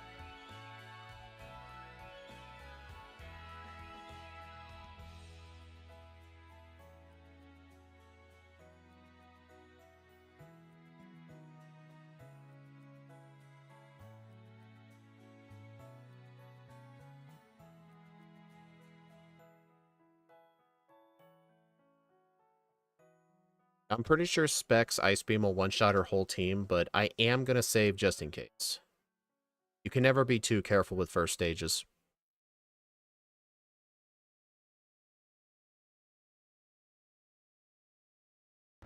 Okay. That was entirely my fault. I thought Ice Beam was in my 3rd slot, but it's in the 4th slot, so I ended up using the wrong move. Yeah, you saw nothing.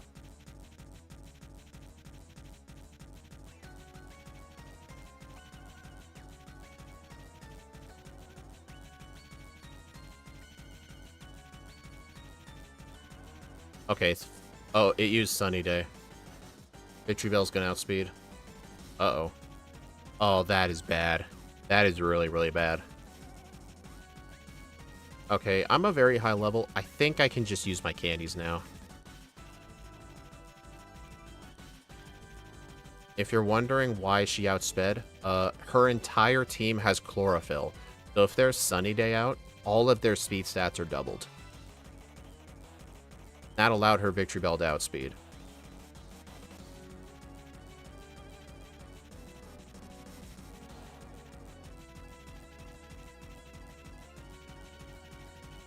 Alright, 173 speed. This lets us outspeed everything except the Salamence and the Crobat in the league. And I think the 3rd fastest is like in the 160s. But yeah, just being 173. Besides the Salamence, I can outspeed everything else. But then again, I can just get more rare candies. Honestly, I think I will. I really do not want the Salamence outspeeding. Well, I guess if I just get one one Charge Beam boost, it really wouldn't matter. But honestly, I think I won't get any more rare candies, I don't think.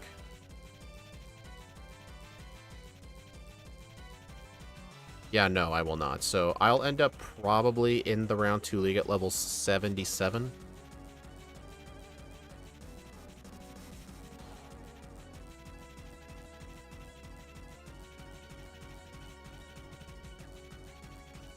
Darn it.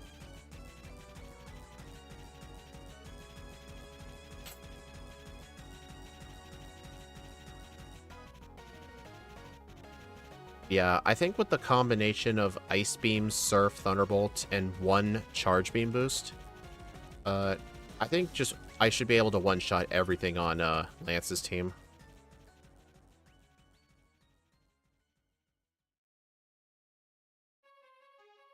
Oh, I just realized I still have the specs on. Oh well, let's see how this goes. Nice, I one-shot.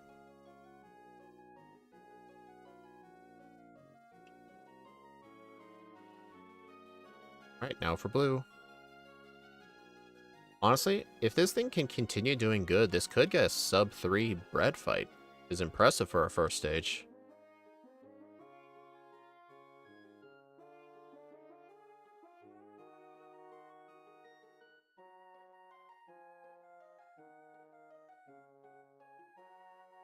Alright, so before I go to blue, I will need to equip leftovers. In order to get Signal Beam on my moveset, I will need to fly over to Blackthorn City, go to the Move Relearner, and teach Signal Beam in the place of Ice Beam. Because I'm going to be keeping Thunderbolt and Surf for the blue fight.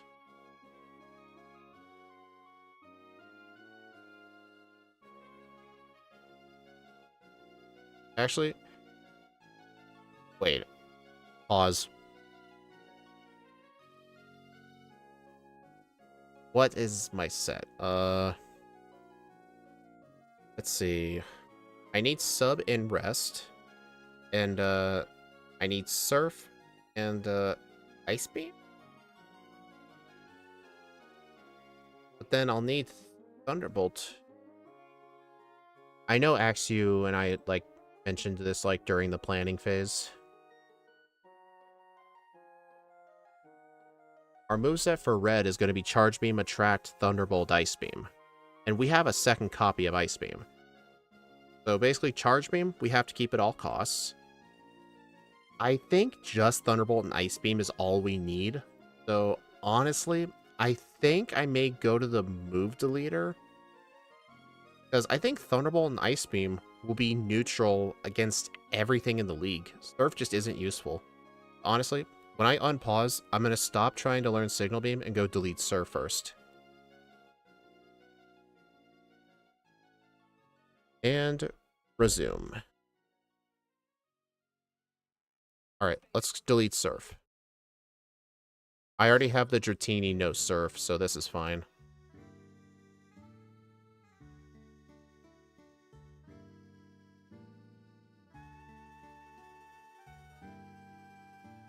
Okay.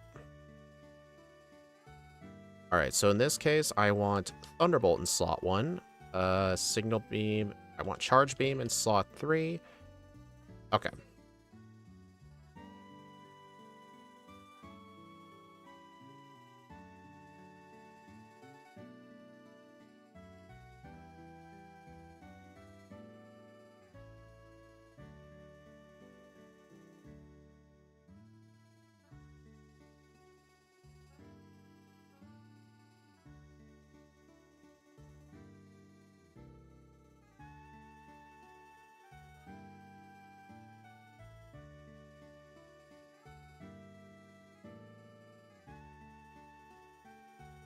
Alright, now I need to teach... Let's see, I have to keep Charge Beam. Wait a minute. Wait. Why did I relearn Signal Beam? That was only meant to be for Sabrina. I am so dumb. But yeah, okay, so... I need to keep... Thunderbolt. Honestly, Thunderbolt Signal Beam will still do great for blue. So, you know what? I'll still take it. Okay, so delete Ice Beam and...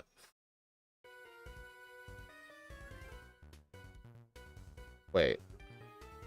Okay, this is confusing me. Okay, I have to delete Signal Beam and Ice Beam. Yeah, I just have to stick to... Well, no. Okay, when I get... Okay. Here's what I'm going to have to do. This is why I'm glad a second copy of Thunderbolt exists in Cerulean Cave. What I'm going to do is delete Thunderbolt and Ice Beam for this fight. My only attacking moves will be Charge Beam and Signal Beam. And then I will get the extra Thunderbolt TM in Cerulean Cave when I go get that rare candy. I'll probably skip the rare candy and just get Thunderbolt. Getting Thunderbolt there is pretty quick. And then before the round 2 league, I will delete Rest for Thunderbolt to get it back. And then I will delete Substitute and get Ice Beam back. And then for Red, delete Ice Beam for Attract. That's what I'm going to do. Okay. So delete Thunderbolt and Ice Beam off this moveset. Resume.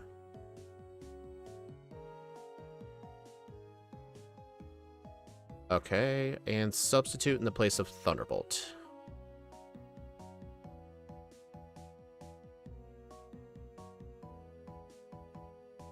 Alright, so the plan here on blue is to effectively stall out the Exegutors' Leaf Storms.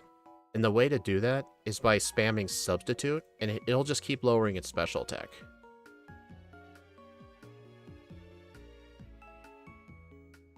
Alright, so see it alter the dimensions. So watch this. I'm going to use Substitute again. Just assuming it's going to hit me again. There. So now I can use Rest.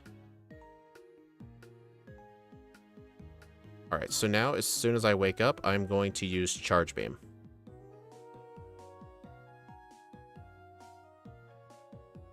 Special attack. Special attack. Sub. Special attack. Come on, come on. Darn. Oh well, +2 should be enough. And plus Signal Beam does neutral damage to the Rhydon. That's fine.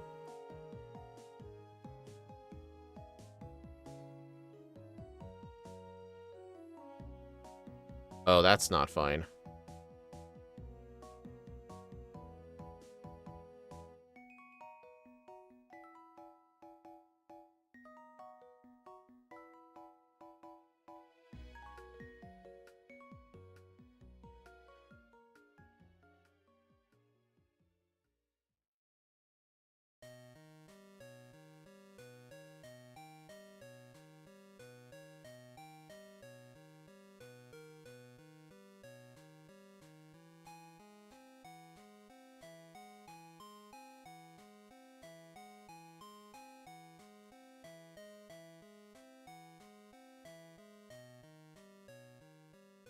Okay, that was my last charge beam there. Yeah, that fight was really, really dang sketchy. I think what I should have done was try and get the +6 on the Executor. That way I can one-shot everything else, but I was running dangerously low on charge beams. That was a really sketchy fight. Alright, now I need to get Rock Climb, and I don't need to go get any rare candies or anything.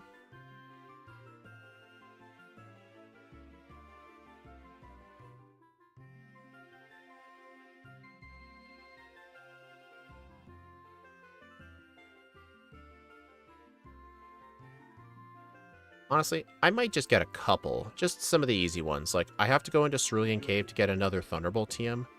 I may as well get the rare candy in there. I'll get the Cinnabar Island one, too. That one's very easy.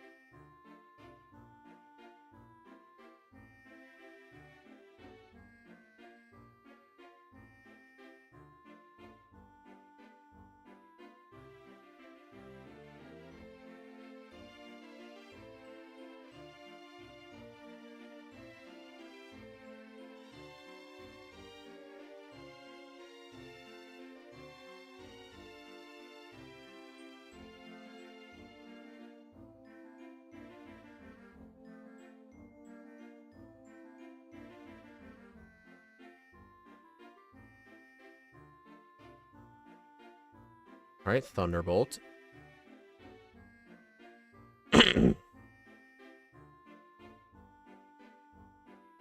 Alright, up. That is not the city I wanted to fly to. I wanted to go to Cinnabar. And also, I will make a pit stop in Vermilion. There's a guy you can talk to. If you have 16 badges, he gives you a PP max. And in Diglett's Cave, it's blocked off by Rock Climb, but there's another PP max.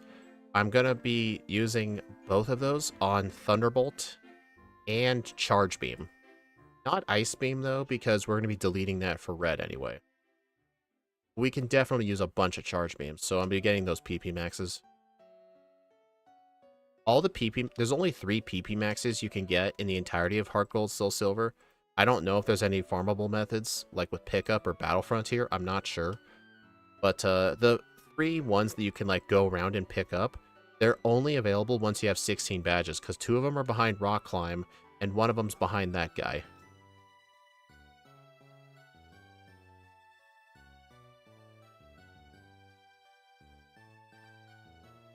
Alright, I'm going to go ahead and use a PP Max on Charge Beam.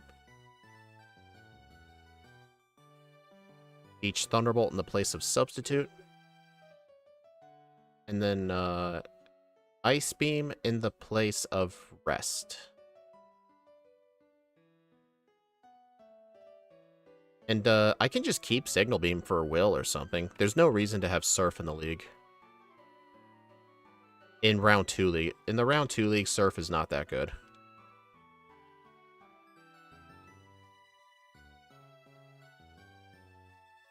Like, I can use Signal Beam for Karen, for example. That'd be useful. Alright, round 2 league, here we come.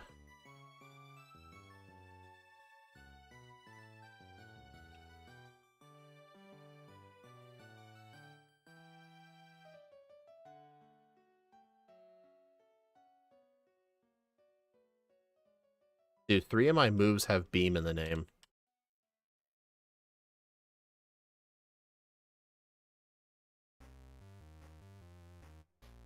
And it's a really good thing Bronzong does not have Signal Beam. Also, fun fact, whenever you use Gravity, the accuracy of all moves have a 30% multiplier added on top of it. Oh, damn it, how did that thing live? So, Gravity actually makes moves more accurate. Well, we're kind of an idiot for using Blizzard there. Still, I'm surprised at +2 that Jinx lived. I missed. Frickin' missed Charge Beam, dude.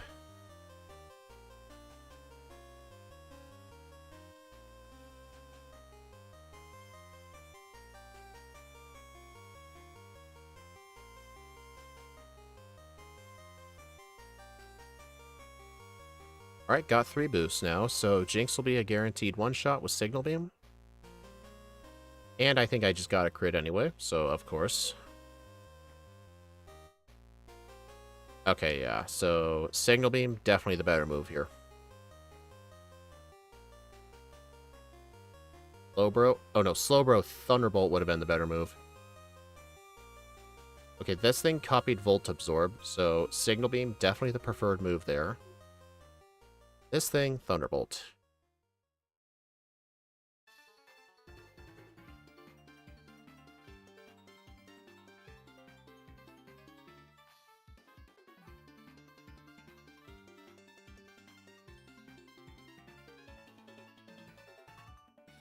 Also, for this fight, I'm going to unequip the left, so PP Max didn't get to be farmable until Gen 5. I think PP ups specifically are farmable with pickup, but not PP Maxes.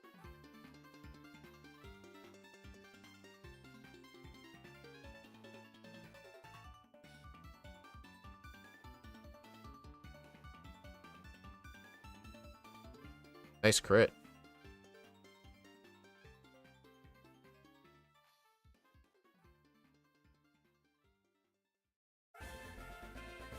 Yeah, I equipped a Pecha Berry just because I didn't have Substitute to block Toxic. Okay, that crit actually mattered there. Wallot is extremely bulky.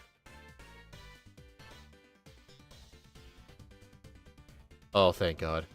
No. Oh, man. I am so glad he used Minimize and Toxic instead of actually hitting me. Oh, man.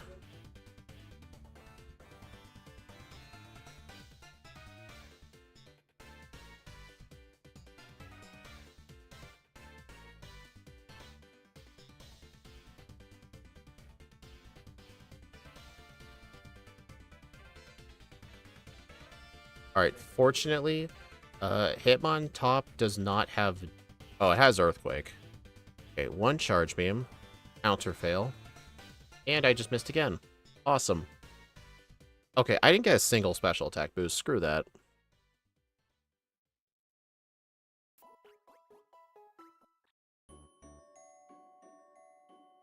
And I don't think I can use Choice Specs here either. Okay. This should be good enough. Hey, bonus. Alright, I think +3 should be enough to Thunderbolt sweep his team. I don't know about the Machamp, though.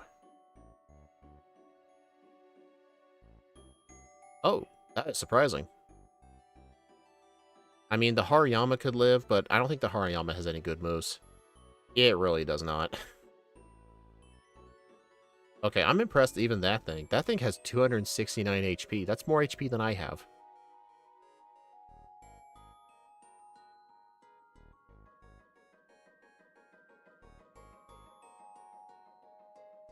Alright, so what's the speed stat of round 2 Weavile?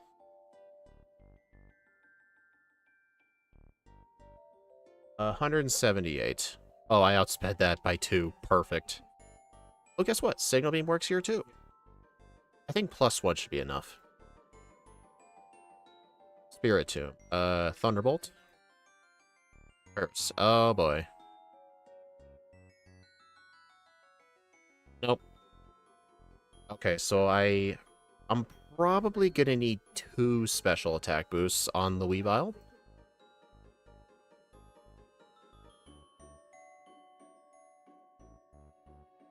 I didn't get... Oh my god.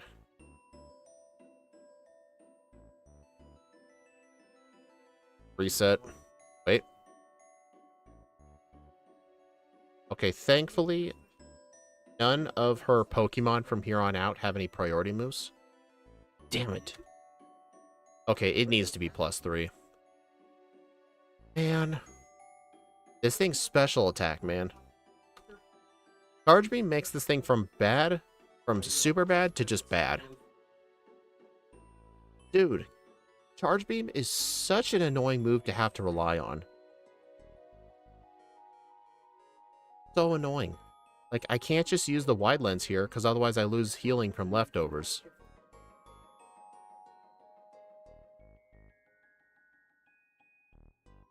I didn't get a boost again.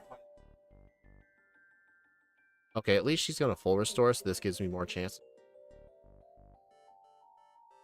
Okay. Great.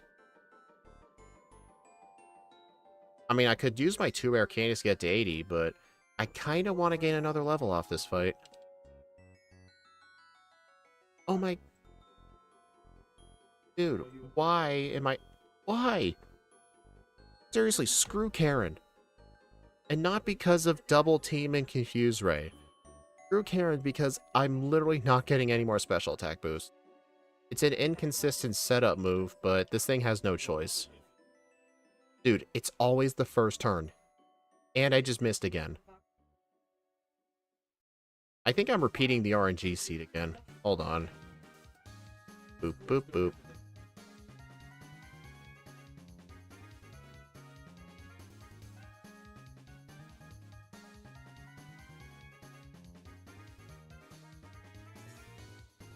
Crit.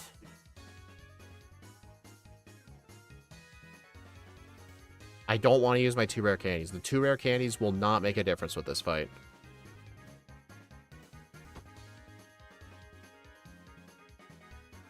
I missed.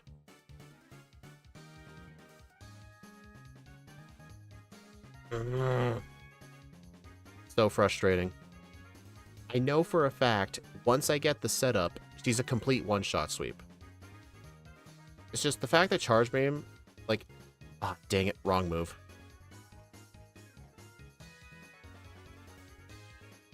Like, the fact that Charge Beam's chances of getting a special attack boost is essentially the accuracy of Thunder. Not good. Okay, yeah, +3. Okay, oh wait, Honchkrow has Sucker Punch, but fortunately, I don't think she was smart enough to use that. Alright, I'm gonna have to Signal Beam the Umbreon. How in the hell did that live? That was a +3 super effective Signal Beam. Okay, that crit. Okay, this I need to use Thunderbolt.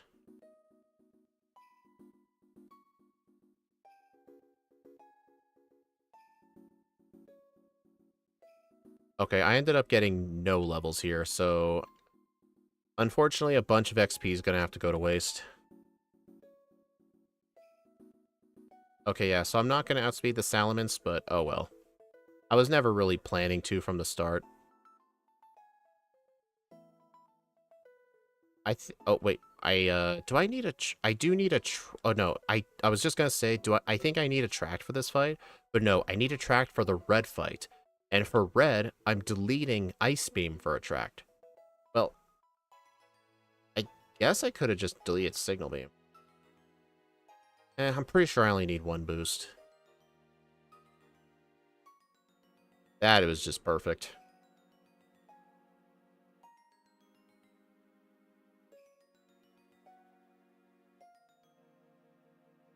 Alright, and I've been told that none of Lance's Pokemon from here on out have any priority moves. I will need to Thunderbolt that. Ice Beam. Plus, I outspeed everything else.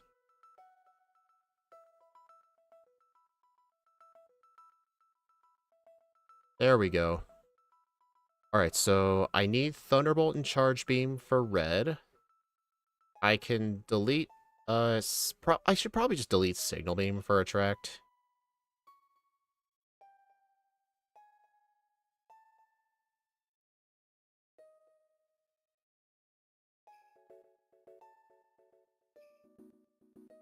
Yeah, it does not look like we're going to get sub 3. Darn. Dude, most of my resets were actually on Elite 4 members. Not really Lance, Elite 4 members. Like, In both round 1 and round 2, uh, Will gave me a bunch of resets, Koga gave me a bunch of resets, Bruno gave me a bunch of resets, Aaron gave me a bunch of resets. In both rounds. That's where a huge majority of my resets came from. Was from round 1 league and round 2 league, but not Lance. Lance, I believe, was a first try both times.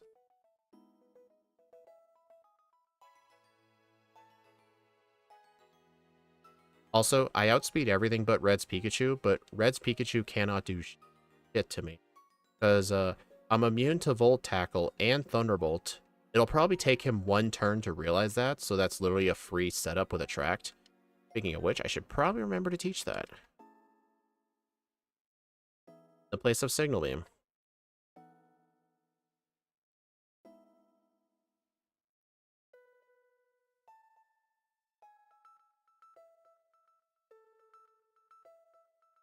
Alright, the plan with Pikachu is I don't know if Red's going to choose to switch out or not. I don't think he will. The AI tends to only switch out if they have 0 good moves to hit you with, or like for example, if I'm spamming like for example on Lance, I used 1 Charge Beam and he noticed I was using an electric move, so he chose to switch into Garchomp. He has a chance to do that. Red can't do that. He doesn't have any ground types. So honestly, I don't think Pikachu's going to switch out.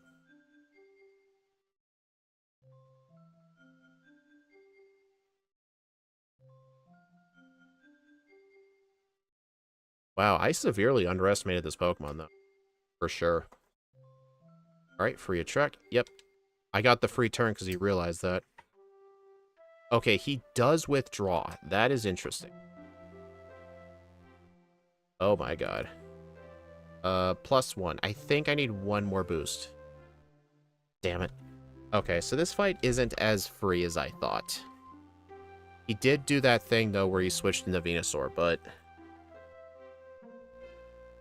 I'm still confident that's only a percentage chance. I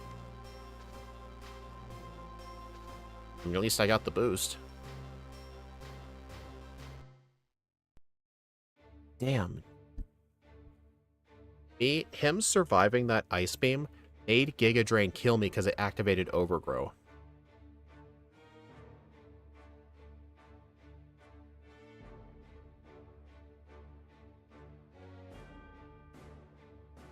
So I effectively have to attract Venusaur. Alright, I need 1 more. Dang it. Yeah, this is still luck dependent. Not much I can really do about it. Only this Pokemon could learn Mean Look.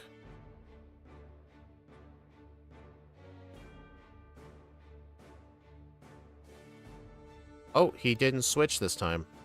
Okay, he did then. Alright, I got the boost. I'm at +3.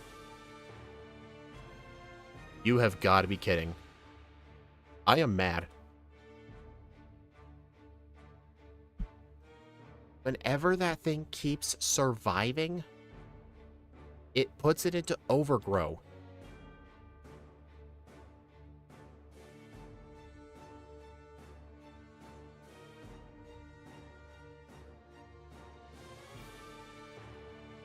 Sleep Powder.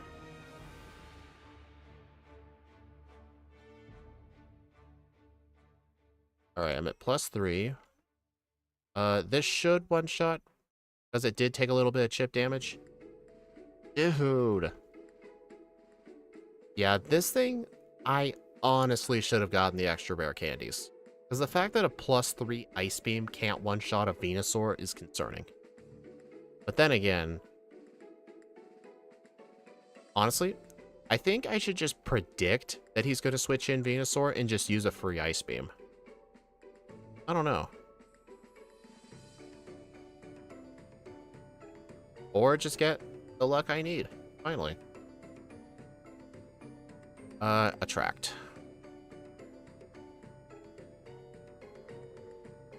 Okay, I'm at +6.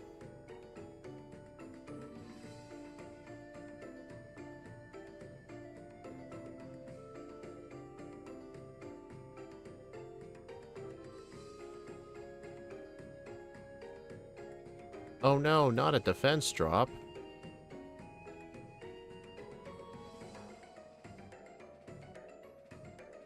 Alright, Charizard. Come on, come on. Yes. 3 hours, 2 minutes flat. 36 resets, 11 blackouts, level 81, the game time of 8 hours and 26 minutes. Dude, this thing is, you know what's weird about it? This thing did, like, this thing did somewhat worse than B-Barrel. But yeah, the lower special attack's definitely bad. Honestly, I think the more appropriate strat for this thing, I'm obviously not doing a second playthrough, but I think the appropriate strat for this would be use Modest Nature and just max out your speed EVs. So that way, you outspeed everything in the game, and you'll have much higher special attack. I think that alone will make a huge difference. I mean, maxing out your speed EVs, like, I think what you should do is just train on the wild Pokemon near Bugsy until level 20 to get Spark, get the Macho Brace and Goldenrod, and immediately go back and continue the EV training. That's basically like a 7-minute time investment, but it'll give you much more special attack to work with and should cut out a lot of those resets.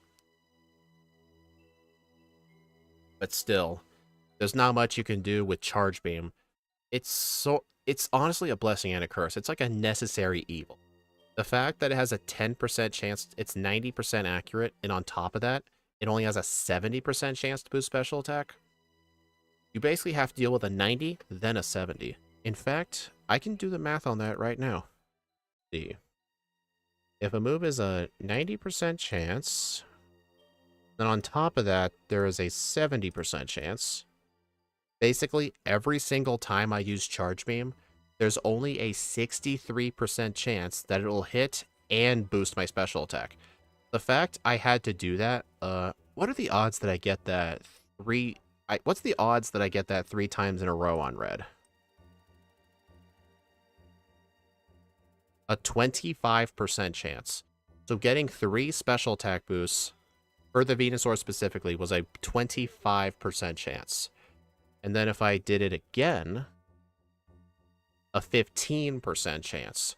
That's essentially what I had to do, but I think if I had gotten out of the way to get a few more rare candies, or be a plus special attack nature, it would have only needed 3. But I did get sort of lucky. But yeah, I did severely underestimate this Pokemon, though. I actually thought it was going to be a lot worse.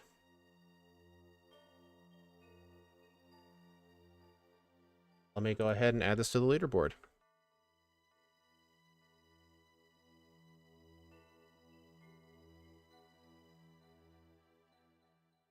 That was still a fun run, though. I actually do enjoy first stage Pokemon in Heartgold. It makes it really interesting. Alright, level 81. That is a very low level for a first stage. I'm actually kind of impressed.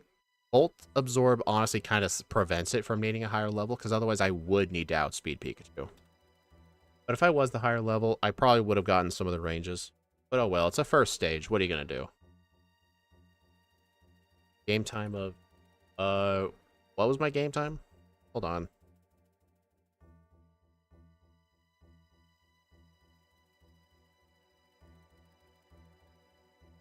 $8 hours and 26 minutes.